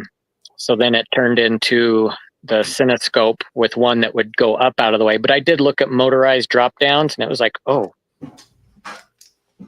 yeah, we'll stick to fixed frame. Yep, there's a big difference. Those motors are expensive. Yeah. And they add features, like it automatically drops whenever your, equipment turns on and stuff like that. So yeah, those things are neat. yeah. We're on a budget, and that budget has just, we've bought stuff over the last 3 years probably. Mm-hmm. And like I said, the subs were the first thing from Giles, and that was probably exactly 3 years ago. I bought the subs from him before I had one wall up for the theater room. So Yeah, I was buying equipment too. And I'll tell a little story here that I had an amp that I did a video on. I think it was my second video, and when I unboxed it, it had the terminals were poking through the actual cover, and it looked fine. Nothing was bent, anything else like that. Long story short, the amp sat for 3 years. Plugged it in, tried to fire it up, and it made firecracker sounds. oh man. So luckily it was still under warranty. So lesson learned, try if you can, unless you're getting an absolutely fantastic deal on stuff, spend the money on getting your room done first and then buy equipment, just because of warranty factor. So take it from somebody that made the mistake. I will say I saved tons and tons and tons of money by purchasing it back then versus now, because prices have, since COVID, has skyrocketed. So I had all my stuff prior. So I did save money, but now I'm facing warranty issues, right? Yeah. So that's you got the good with the bad, right? So Yeah. The only thing we have that I think is still in warranty, we have an Arcam AVR 20, and they have a 5-year warranty. I've had that for about 2.5 years, and I had everything set up in my garage just to listen to it. It's that little kid syndrome or whatever, where you just got to play with it now. So I had speakers set up in the garage, and had the RCam out there and had everything hooked to the TV, and had the 2 subs set up out there, and bought a Blu-ray player and had it set up out there. And then when family would come over, I'd be like, "You've got to hear this." So you'd throw in Top Gun Maverick and let those subs rumble. And then we decided to put everything away just so that weather and mice wouldn't get to it, because it was out in the garage. Okay. Yep. So yeah, I haven't got to listen to any of that in a while, but So we're what do we got excited. building behind this door? We got a bar back here. Is that what that is? Yeah. So we used to, at our last house, the theater room over there was decorated like paradise, kind of. The carpet was the color of sand. We had tiki stuff all over. We got married in Hawaii, Okay. so that's how we decorated. This bar we're going to repurpose, and we're going to paint it black. And I'm going to go with, I don't know if this is nerdy or not, but I'm going to go with kind of a Star Wars thing. Paint it black, get some white stripes or something. I don't know yet. We haven't figured it out, but right now we're looking at cutting the top off, because we're not going to hang glasses from it. But we're looking at getting rid of the top and putting like a granite slab over the shelf part. Oh, very nice. Yeah. And like I said, the karaoke parties can get wild, and this contributed to a lot of them. So we want to keep that going. Very nice. So are you going to set up a separate like speaker system for the karaoke system, or are you going to just use whatever speakers you have? We actually have what's it called? We have a karaoke system that is boy, I can't remember the name of it, but it's a nice system, and it's all in one. The speakers hook onto the side. It's something pass or venue. I don't know if it's like a Sony venue or Yamaha venue. Okay. But it gets really loud. We bought the microphones. I've got about 200,000 songs on a hard drive that I just Wow. run through the laptop. We've got everything you can imagine up to like 2017. Wow. So Crazy. I have to talk Yeah. to you about the songs and how you get your titles for that, because I have a karaoke, like a professional karaoke, where it's an actual old school. It's old though, where back in the day where you had to actually put discs in. So yeah, our first setup was discs, and when we moved here, we sold all of that to a local bar, and then we missed it. So then we bought this, and I got like a 2 terabyte hard drive off of eBay that had all these songs on it, and you can get half of them are MP3 and the other half are WAV files. Nice. Yeah. So what are the plans for the room? Is it going like speaker layout wise? Okay, so it's wired for 9.4.4. Everything that we bought speaker wise, except for the subs, is JBL. JBL Studio 5 series. They were running a lot of good discounts where they were almost all 50% off. Yep. I think So Don has a lot of that. yeah, JBL too. I love JBL stuff, and they run a little hot, but with the RCam, you're able to tone that down, and everything I heard out in the garage sounded great. So the way that it's set up, I bought 3 JBL Studio 590s for the front stage, left, right, centers. I don't have anything for front wides yet. I just wired for them when I realized how far away my front stage was from the side surrounds. So I was like, I better throw in these front wides just to kind of close that gap.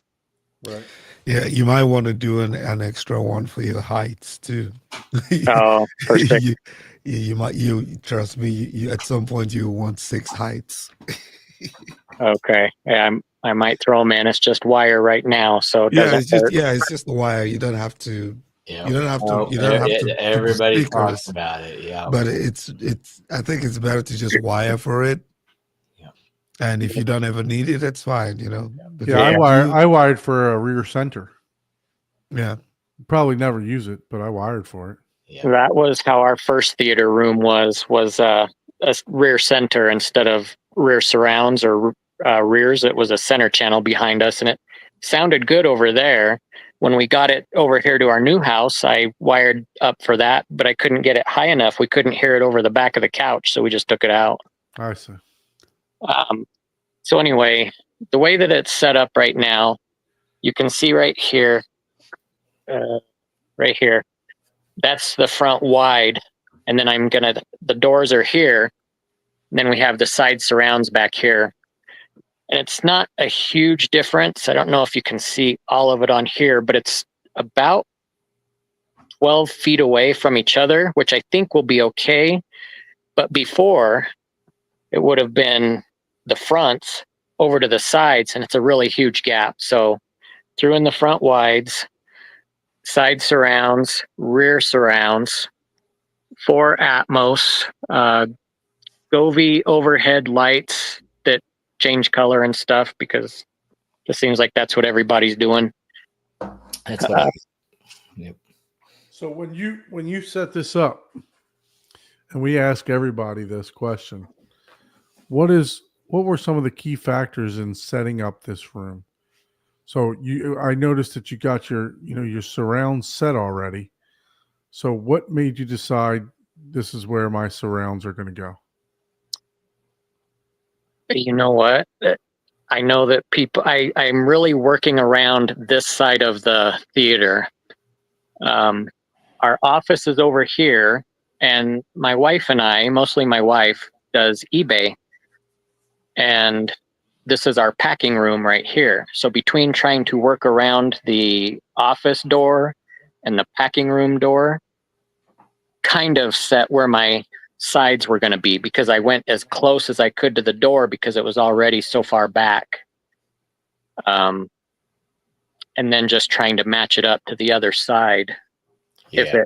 If it had been any different, or this was a flat wall, my side surrounds probably would have been right in the middle of these two doors, if not a little bit into the packing room side over here. Okay. And what size screen are you going with? I have a 142-inch Cinescope. I think it's Screen Innovations. Oh, you know what? It might be Silver Ticket. I haven't opened it yet. I got it for Christmas 2 years ago, and I haven't opened it yet. Yeah. I just know how big it is. I had it in my watch list, and my wife surprised me with it. Oh, nice. Yeah. So you did all the framing? You're doing all the framing yourself? Yeah. Yeah, I am. So when are you using 2x4 or 2x6 studs here? What are you using? They're all 2x4. I did 2x6 at the other house, but because this is in the basement and there are no specific bedrooms down here, I wasn't too worried about the real thick walls, or it's just my wife and I, so I'm not worried about sound isolation. So it's 2x4s and one sheet of drywall per wall, or one. I can't do the double layers. Drywall's just crazy anymore. Yeah. Yeah. Yeah. So you basically, you're kind of like me. You're probably going to watch. You and your wife are going to watch the movies together, right? So Yeah. it doesn't matter if the sound leaks out or anything like that. So yeah, everything we do is together. We don't much go anywhere without each other. My wife's going to Vail with my daughter this summer. Just them two. I think it's the first time in 25 years that we've ever done anything apart. So, but yeah, we framed everything. She's down here. She's my helper. She always, what can I do while you're doing that? So she's contributed a lot to all of this, and she's very good about just letting whatever you want to do. That's a big important part of it. I mean, even when I started cutting holes in the concrete, she said, this actually kind of scares me. I said, yeah, me too. She said, well, as long as you fix it up right. Yeah, pretty much. Yeah, that's awesome, man. We're gonna have to have you on like every now and again just to see the progress. Yeah, Just to, absolutely. you know, Right. just to get Don motivated to finish his. You're probably gonna finish yours before he puts his finishing touches on. You know, we've got a family coming at the end of May, so the goal is to try to have all the drywall up at least before they come, and maybe taped and textured. But that's the goal. We'll see how it goes. Sometimes I don't know. Yeah, We Things did happen. do. What is this side room here for, Cody? So- This is going to be like a little lobby. When you this door goes upstairs, and when you down from this door, the first thing you're going to walk into is this little lobby alcove thing. Okay. And I'm going to have a sliding door here that covers this opening because this is the workout room. So we just block that off. Like a barn door or like a Yeah. actual, okay. Yeah, it's actually up in the garage. I bought it off a marketplace a couple of weeks ago. It's a 4-foot wide barn door. Okay. And that'll slide over against this wall. I want to get an arcade game to go in the corner there. And then I have I think it's a 6-foot long poster that was on Etsy for a while. It's a mixture of all movies. I think it's called Big Screen. What is it? 100 big screen characters or something like that. It's got King Kong, Godzilla, Star Wars. It's got everything all on one picture. That's cool. Yeah, it's really neat. And then about 2 weeks ago, we also bought a display case that's going to go here for candy and stuff like that. It is a 5-foot long display. I need to build a stand right here. We bought a commercial popcorn maker off of Marketplace also. And this popcorn maker is about 3.5 feet tall and about 2 feet, maybe 28 inches by 28 inches. But I need to get it up off the ground, but it runs on a 30 amp. It's 30 amp breaker to power the popcorn maker, but it's on a 50 amp plug. That's a serious popcorn maker, man. Yeah, man, It that's is. gonna be popping your neighbor's popcorn. They're gonna have to put their kernels on the other side of the You know, I just wanted that look. That's when you walk into an AMC, the first thing you see, besides all the stand-ups and stuff, the first thing you see is the big, huge popcorn makers. Yep. And so that's kind of what I wanted, was just a big popcorn maker. And we found one. We found one on Marketplace for a really good deal. The guy had 3 of them at one point, and he couldn't sell this last one because most people didn't have the electrical for it. So being open basement, we were able to wire up for it.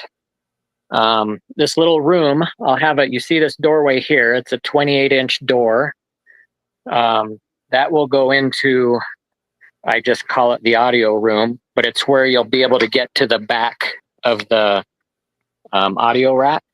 Yep. You got some wires ran already. Yeah. So this is about 20 inches. The audio rack's 19 inches wide. So I left room for drywall, but it should squeeze right in there.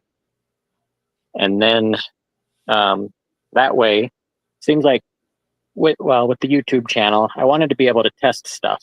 So I wanted to have easy access to the back of, my receiver and amps and stuff. I'm going to put a board on this wall here. This is really hard to see in the phone with just boards, but all of these wires are going to come to plugs where I don't see the wires because they're behind this wall, but Uh-oh. His phone may have died. I'd surround, Oh, there he is.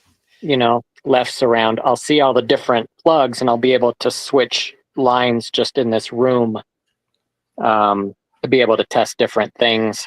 Yep. Don't forget to put lots of lighting in there. Well, yeah, right now Overhead. it's functional, but I just have one little bulb up there. Yeah. Should be good for this room, but everything's ran already. I did run 12 gauge to the fronts and 12 gauge to the front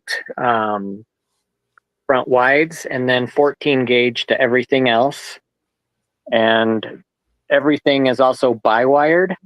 I know this is a big thing and I don't want to start anything, but I wanted to be able to test capabilities with bi-wiring or bi-amping. So did you run 4-wire? Is that what you ran? 4-wire? Yeah. Yeah. All the fronts. Well, the fronts are actually two strands of two. Okay. But I did pull them and make sure they were exact same length and all that. Yeah, I can tell you that wire is absolutely ridiculous for price right now. I bought 250 feet of the monolith C whatever the rating for in wall is. The CL2 and CL3. Yeah. So I bought that several years back, and I was short one roll. Well, I looked at what I paid for 250 feet. It was like $70. Well, now it's like $250 for 250 feet. It's just crazy how much wire is now. Yeah, copper went up a lot, and there was a time. I mean, people were going into vacant buildings and cutting and stealing water pipes because they were made out of copper. Yeah, air conditioners were being ransacked. Anything with copper in it. And I don't get it, because you go to the recycling place and they tell you, well, here's this for your cans and here's this for your extra white. It doesn't seem like a lot, but I guess when you've got it in bulk and you've stolen 3 truckloads of it, I guess it adds up. But yeah. So did you do the electrical yourself, or did you have somebody do it? I did it. I did our last basement, and that was just a lot of book reading. I don't think I was into YouTube back then. Mm-hmm. I don't know if YouTube was around back then, because we're talking about 20 years ago, but I did it, and I feel like I do a pretty good job. I think I've got a good basic understanding, and I try to go by what I know of code, but code changes. So I hope it all just works. Understood. I mean, you'll know that it'll pop breakers, right? So Yeah. So then I told you about the alcoves for the subs. I did wire I have a signal cable coming in if I decide to do the subs that I have from Giles, they're passive.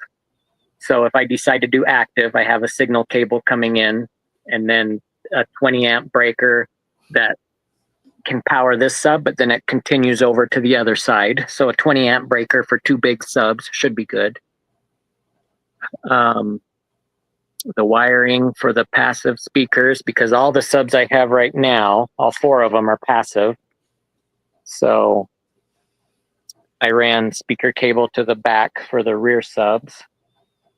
The front, I put in the Nerf tube above and here in case I ever do test an ultra short throw. I'm going to have an HDMI box there with, of course, the plugs for the UST and everything. I tried to keep everything separated, all the speaker wires, because they're in-wall rated. All the speaker wires I ran a little low below the boxes so that they would never be close to the power lines.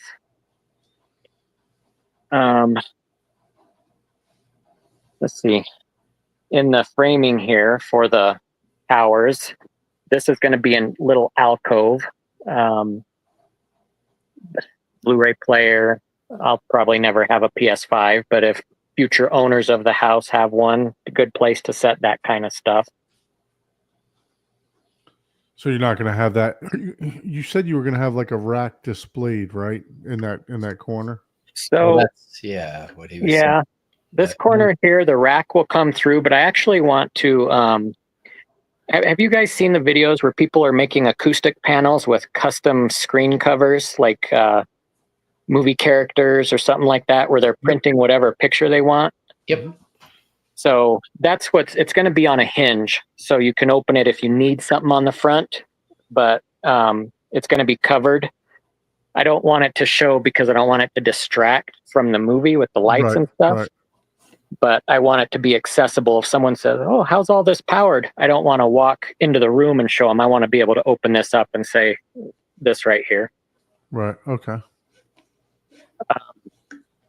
that's the one thing that I'm not stressing, but I'm kind of worried about is seems like a lot of these print screen places that do those custom prints for acoustic panels and stuff seems like they're all going out of business. The two that I was going to use one and they went out of business, and I saw another video that said these guys are still doing it. Now it sounds like they're out of business. Yeah, they move because it's basically anything like that. You have to prove that you have the licensing for the print. The trademark.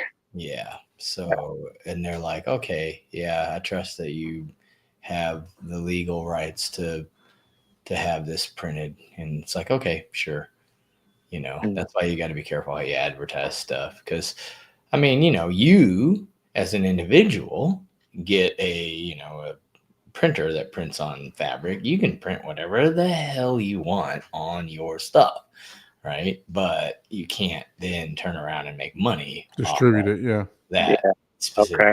So it's one of those things where you got to be very careful on, hey, I make 3D printed custom, prints to order. All right, now let's discuss.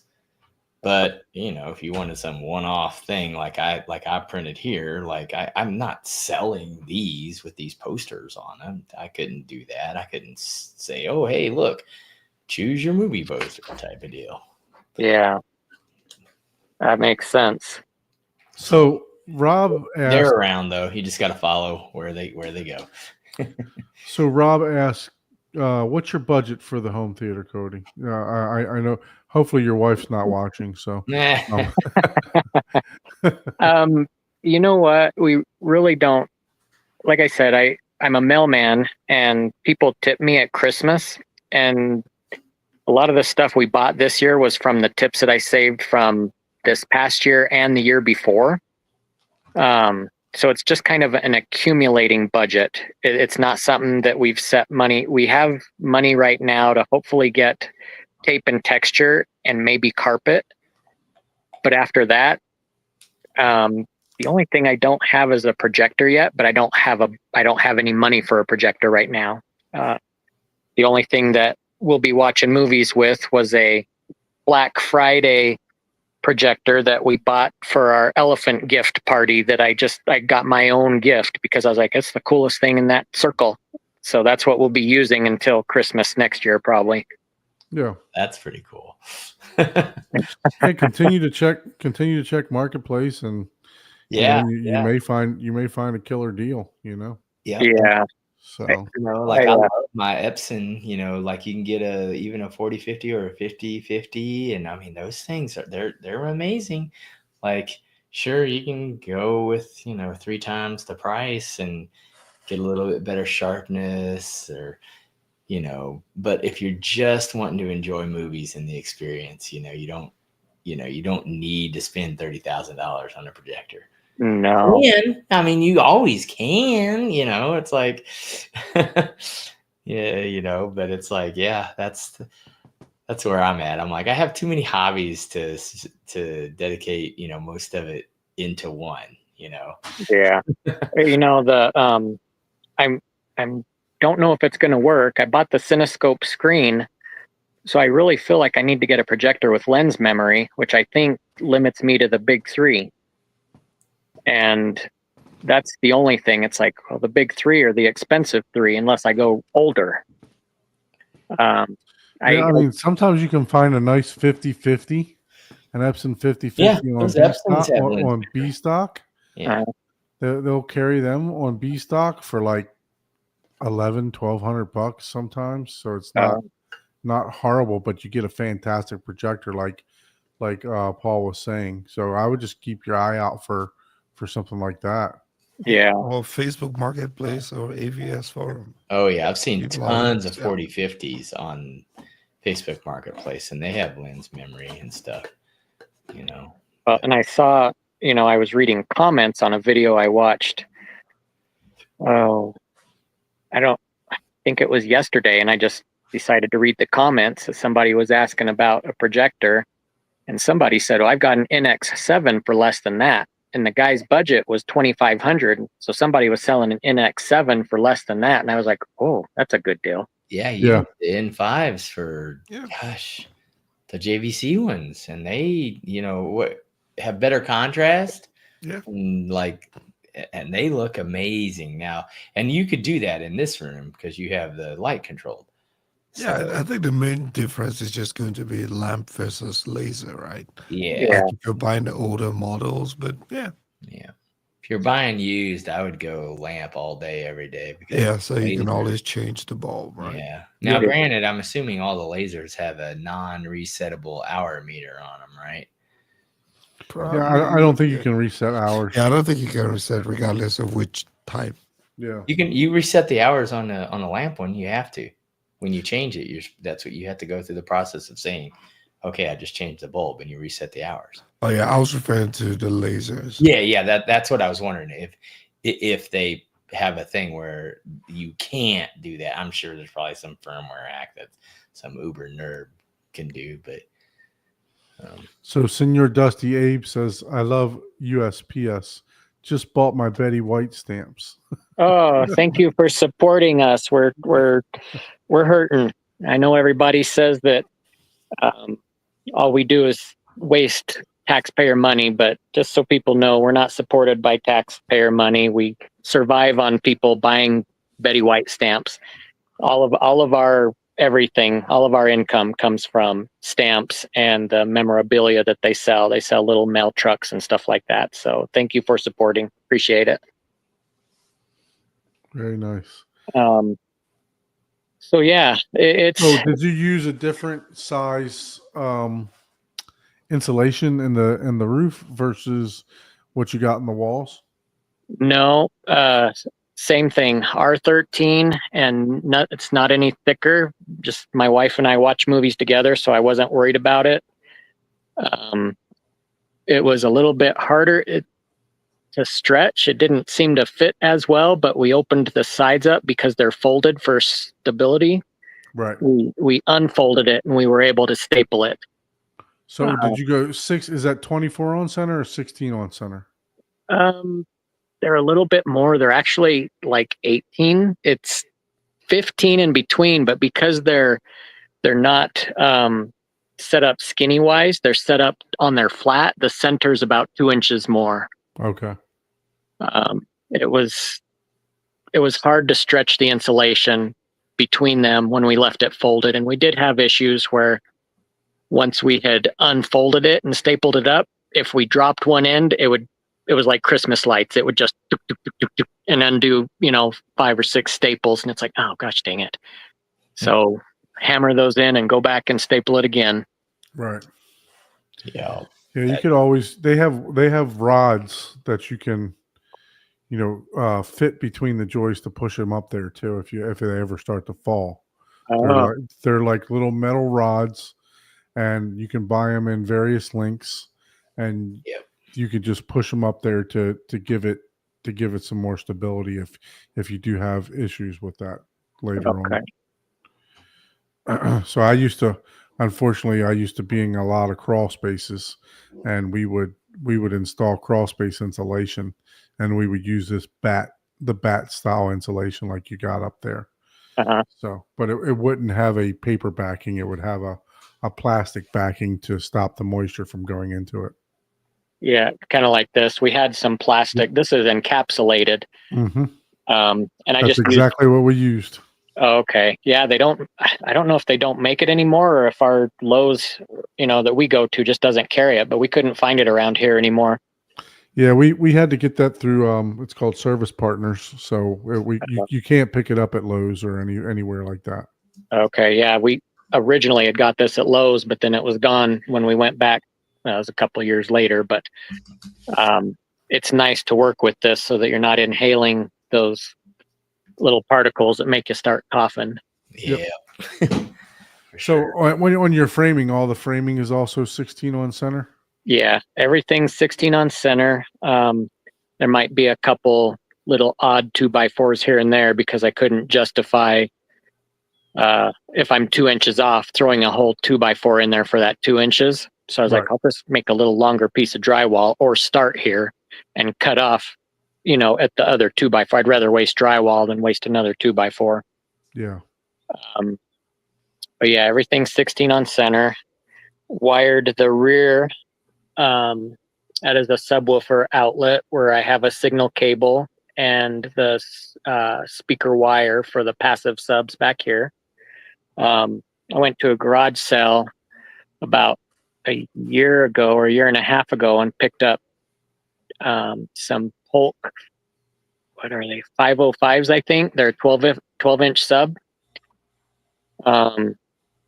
Picked up 2 of them for $5 a piece because the guy was moving.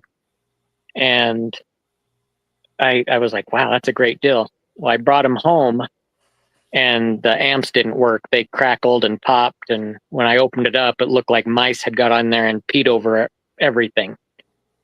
So I basically disconnected the amps and just ran the speaker wire to 2 of the terminals and took the terminals on the inside have the joint connectors to connect some of the different things. So I took those off and just ran the speaker wires to the top positive and negative.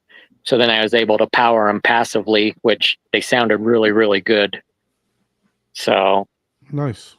Yeah, resourceful for sure. Yeah, $10, I couldn't beat it.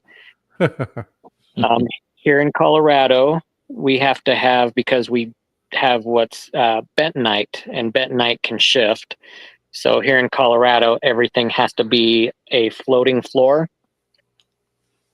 So you put a treated piece of lumber on the bottom, and then your wall above you're basically hanging from the ceiling. You're basically hanging from the joists above, and then everything's guided by a nail that goes through to the one on the bottom. The bottom one is nailed into the cement, and then that nail, when the floor moves, that nail just kind of guides it up and down so it doesn't go side to side. That's one of our special bonuses about Colorado, if you don't have a whole subfloor. Lucky people that have a subfloor, they can go right to that floor because that whole floor floats.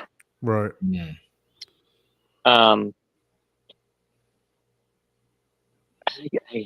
I guess that's about it. There's not what about like did you do any type of weatherproofing for the basement? Did you do any special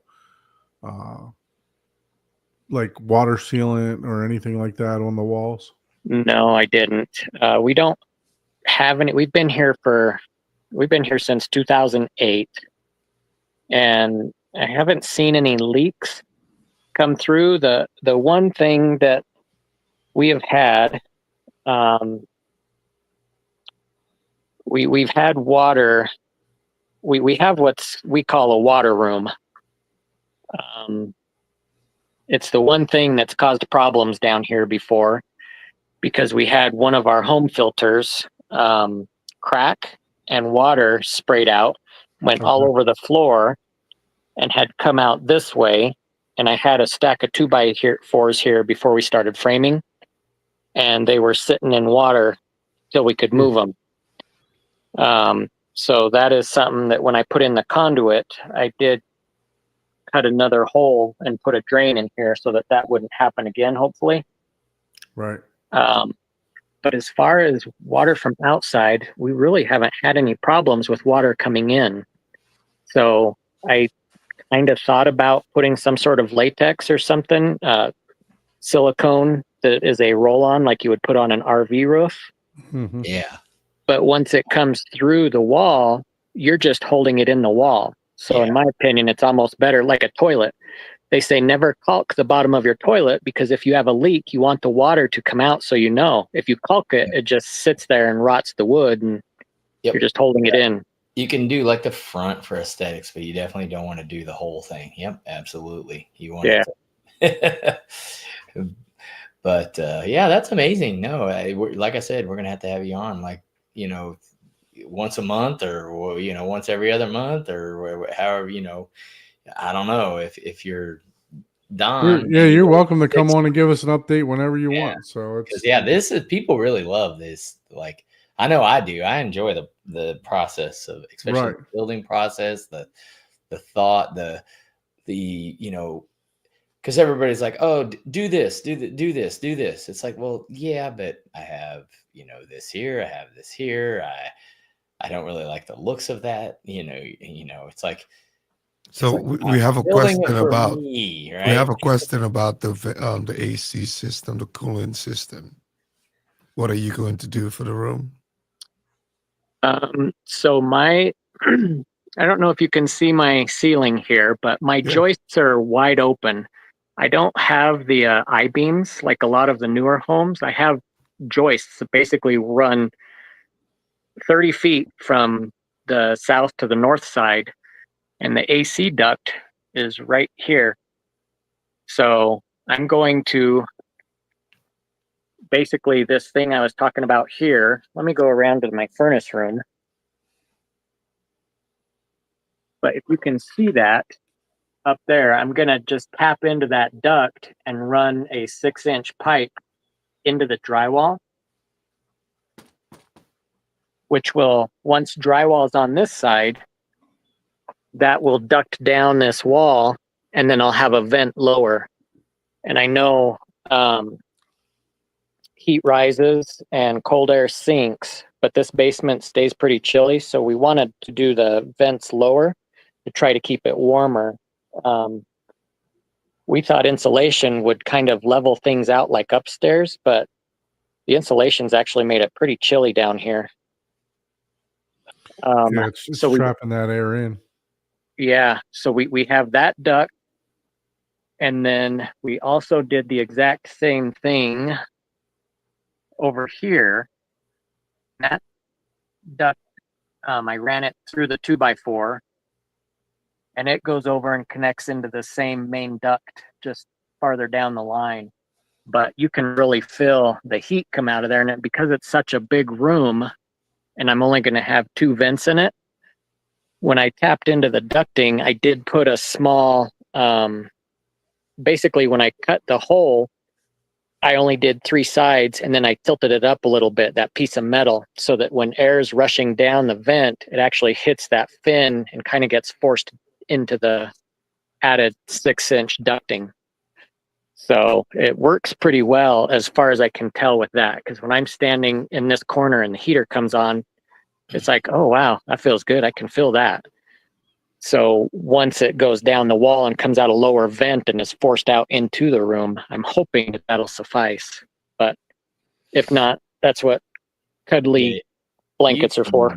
Any question that you have with that, I mean, you can just buy like a CFM meter, and they're pretty cheap. You can get them for like anywhere from like $15 to $50 for decent ones, and just measure the airflow out of each one of those vents. Because that's it's just one of those things that the only thing you got to keep in mind with AC units is you want to make sure that you have the return, because really, which no one has it perfect, but you really want as much return as you do in, right? You want the air, just as much air sucking out as blowing in, because otherwise that's where you start to get condensation or uncomfort, or your system's overloaded, or whatever the case may be. And I'm not an AC guy by any means, but yeah, that was going to be my next question. Did you put a return? Well, I'm glad you brought that up, because I meant to and I spaced it out. But these are our return vents right here, these 2 double conduits. And this part where it's bulging right there, it goes to the top floor and the bottom floor. And I was going to just put a vent right there, and it was kind of a double purpose. I don't know about you guys, but our return vent up in the upper floor is just a big box. It's probably like a floor. Probably 14 inches. Yeah, it's like 14 by 8. Yep. And then it's it's as deep as my joists, because the bottom comes down, but stuff drops in there all the time, whether it's crumbs or dog food or so I thought, what, I'm gonna put the return vent in the basement in the bottom of that, so everything falls through, and then we can just vacuum the theater room. That's a great Crumb idea. shoot. Yep. Now, the only thing you got to keep in mind, so is how it's calculated, right? You take one of those CFM meters, you measure the airflow in like sections, like if it's a whatever, you measure it by whatever, like at least I would say 10-inch increments. Like if it's a big thing, like if it's, 20 inches wide by 30 inches tall, take measurements of your CFM every, in quadrants, right? And then you take the average of that, and then you calculate that area based on that averaging of CFM. And then you have to calculate, okay, this is how much return I have versus how much input I have. And you want those to kind of match. And, and the thing is, you have to be careful, right? Because if you cut another vent like at the bottom, right? If you put the same size, right, in the top and the bottom, right, but the bottom is much smaller, you're going to get way too much air sucking out of the, the basement versus the upstairs that's maybe 2,000 square feet, versus. So that's where, you do some Googling on the, on the old calculations there. But yeah, it can totally be done.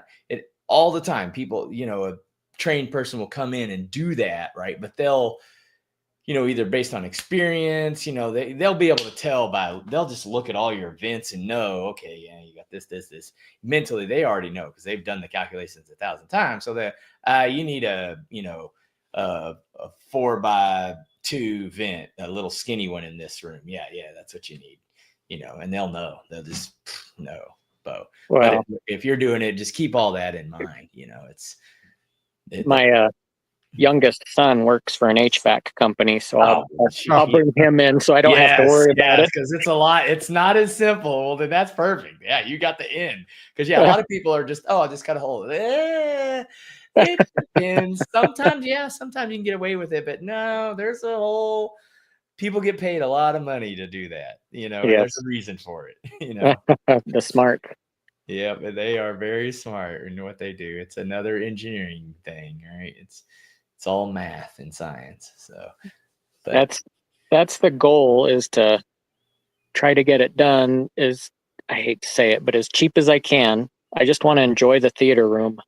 It's been a long time you want it coming. to be nice, but you don't want to overpay and Right. if you're using time as your asset and that's amazing. That's exactly what and that was part of my issue too, because like I hung the drywall and then I had my mindset that, okay, I priced out like right around COVID time, right when COVID started, not a lot of people working. I priced out for them to hang 80 sheets of drywall and finish it on a level 5 at $4,500. Well, after COVID hit, you couldn't find anybody. I couldn't even find people to finish it for $4,500. I had hung half the walls and they were still wanting $6,000 to finish it and do the and hang only half the drywall that I was going to get paid $4,500. Yeah. So it was like, I had to wait for the right person that just wanted to make a little bit of extra money. They weren't looking to take me to the cleaners because they rode through my gated community and said, well, that's an extra $1,000 right there. Yeah. Yeah. I got to type a code to get in. Oh, that's a lot of effort. No. This is our last. We were trying to finish this room. This is my wife's packing room, and you can see.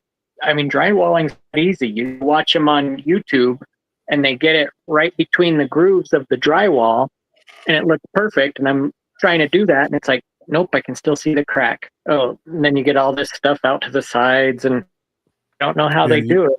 You got to make sure you get your butt joints together is what you got to do. Well, and if you're doing a seam, you'll tape and mud. So is what you really do on a seam is you have to, especially like you can seam up to easily like 1/8 of an inch. And is what you're doing is they have even machines now. If you're old school, you'll slap on a layer of mud, then you'll put tape on it, and then you'll put mud on top of that tape, and then you'll feather that out, and then that'll dry. Then you come back with your first finish coat. You'll mud the seam again, and to try to bulge it out to make it bigger, and then you'll either sand it down to even it out and then do one more skim coat, finishing coat. Yeah, the drywall is easy, but it's tedious, time consuming, and it's not like instant. A lot of things that we do are It like, can be. Nowadays it can be if you're yeah. really experienced, Yeah. but your home DIYer is not going to be using the quick set Yeah. 15-minute drywall that takes a power grinder to smooth off. No, if you are really good and that's what you do for a living, you can use quick set. Literally, they have mud 90-minute, yeah. Yeah, 90 and that by the 60-minute. time you make it back to that wall, it's ready to be sanded, brushed off, mudded again, and by the time you make it back around, boom. So those are professionals. That's different. But a DIYer, no, you need that 24-hour mud. Mhm. I did do the first layer of mud and the tape, but I think I've got more mud on the floor than I ever got on the wall. Oh yeah. I will tell you, if technique. you can, by all means, have somebody come in and finish it for you. Yep. If they're And to be honest with you, the difference between hanging it and letting them hang it and know what they're doing, the difference might be $1,000. All the money is in the finishing. Yep. So it's, if you can afford to just let them come in and bang it out for you, it'll be done in less than a week. You'll have everything banged out in less than a week for what you got there. Again, I mean, I've seen and know people that can do that whole room in less than 2 days. Yeah. Oh wow. Yeah, but they know how to use that trowel. They're using quickset. They're coming back sanding. I mean, but if you mess up, like as a DIYer, because I've done that. Like I've gotten the quickset and I don't even know what I was doing and I messed it up, right? Dude, I had to take like a hammer and chisel that stuff off. I was like, oh God, yeah. It's like super hard and it dries really quick. And I will say that's one place that I wish I would have spent that $4,500 a long time ago, because the framing was done a long time ago. Yeah. And I wish I'd have took and spent that $4,500 rather than buying equipment that is going out of date, that out of warranty. I could have picked that.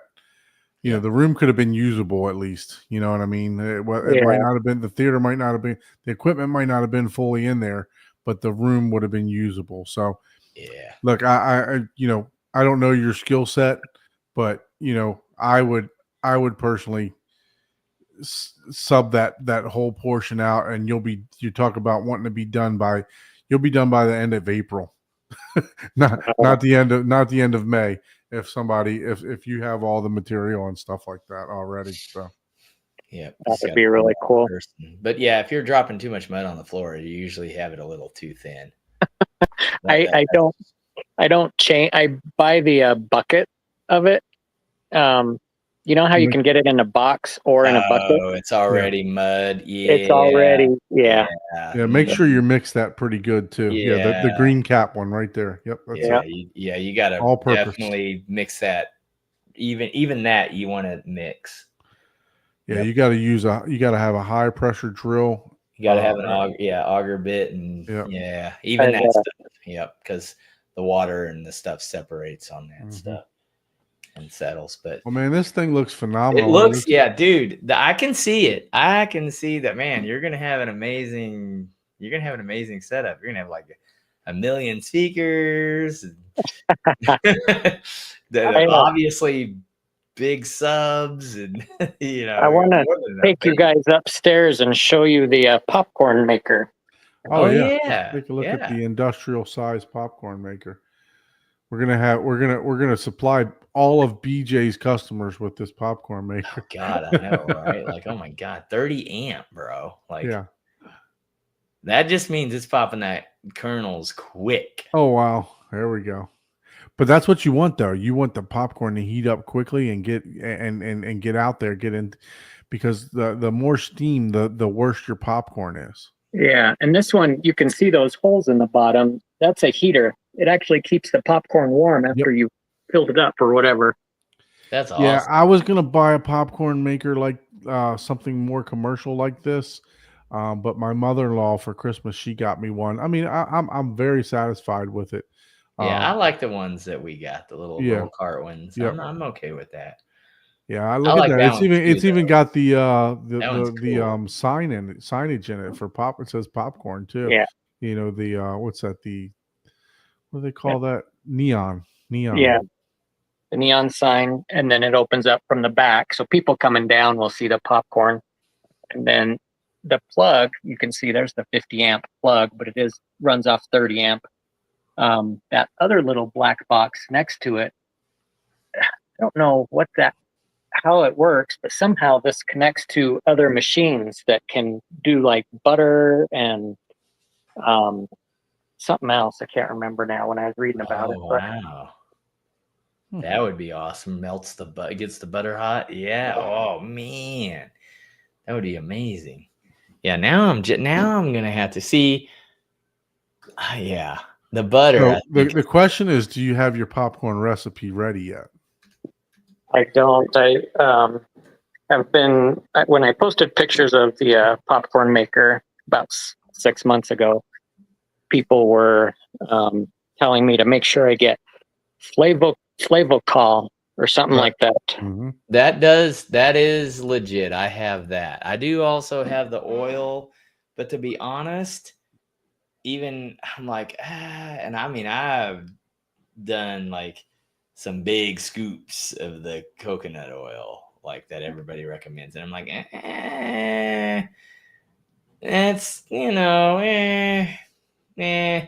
but the Flavocal is definitely, now you want to get a shaker for that because that stuff comes out quick. It is micron. No, yeah, you can easily oversalt. I did that last time I had a movie night, and I was like, God damn it! I mean, we're not talking a little oversalted. We're talking like I am a salt junkie, and I'm like, I can't eat it. Yeah. Wow. Like, So, other people did, but I think like Paul said though, that is no, very fine. I'm talking about super fine. It's like baby powder almost. Yeah, it's like sand just pouring the fine grained sand. Yeah, it's way like finer the than hourglass sand, just pouring out of there. Yeah. But it's legit. That makes a huge difference. And to me, I think if I had like a hot butter dispenser, then I feel like I would have the full popcorn, experience. But I'm like, so okay, you can get the butter also. It comes in like a 1 gallon jug. Yeah. It's called Snappy, and you can buy the actual squirter.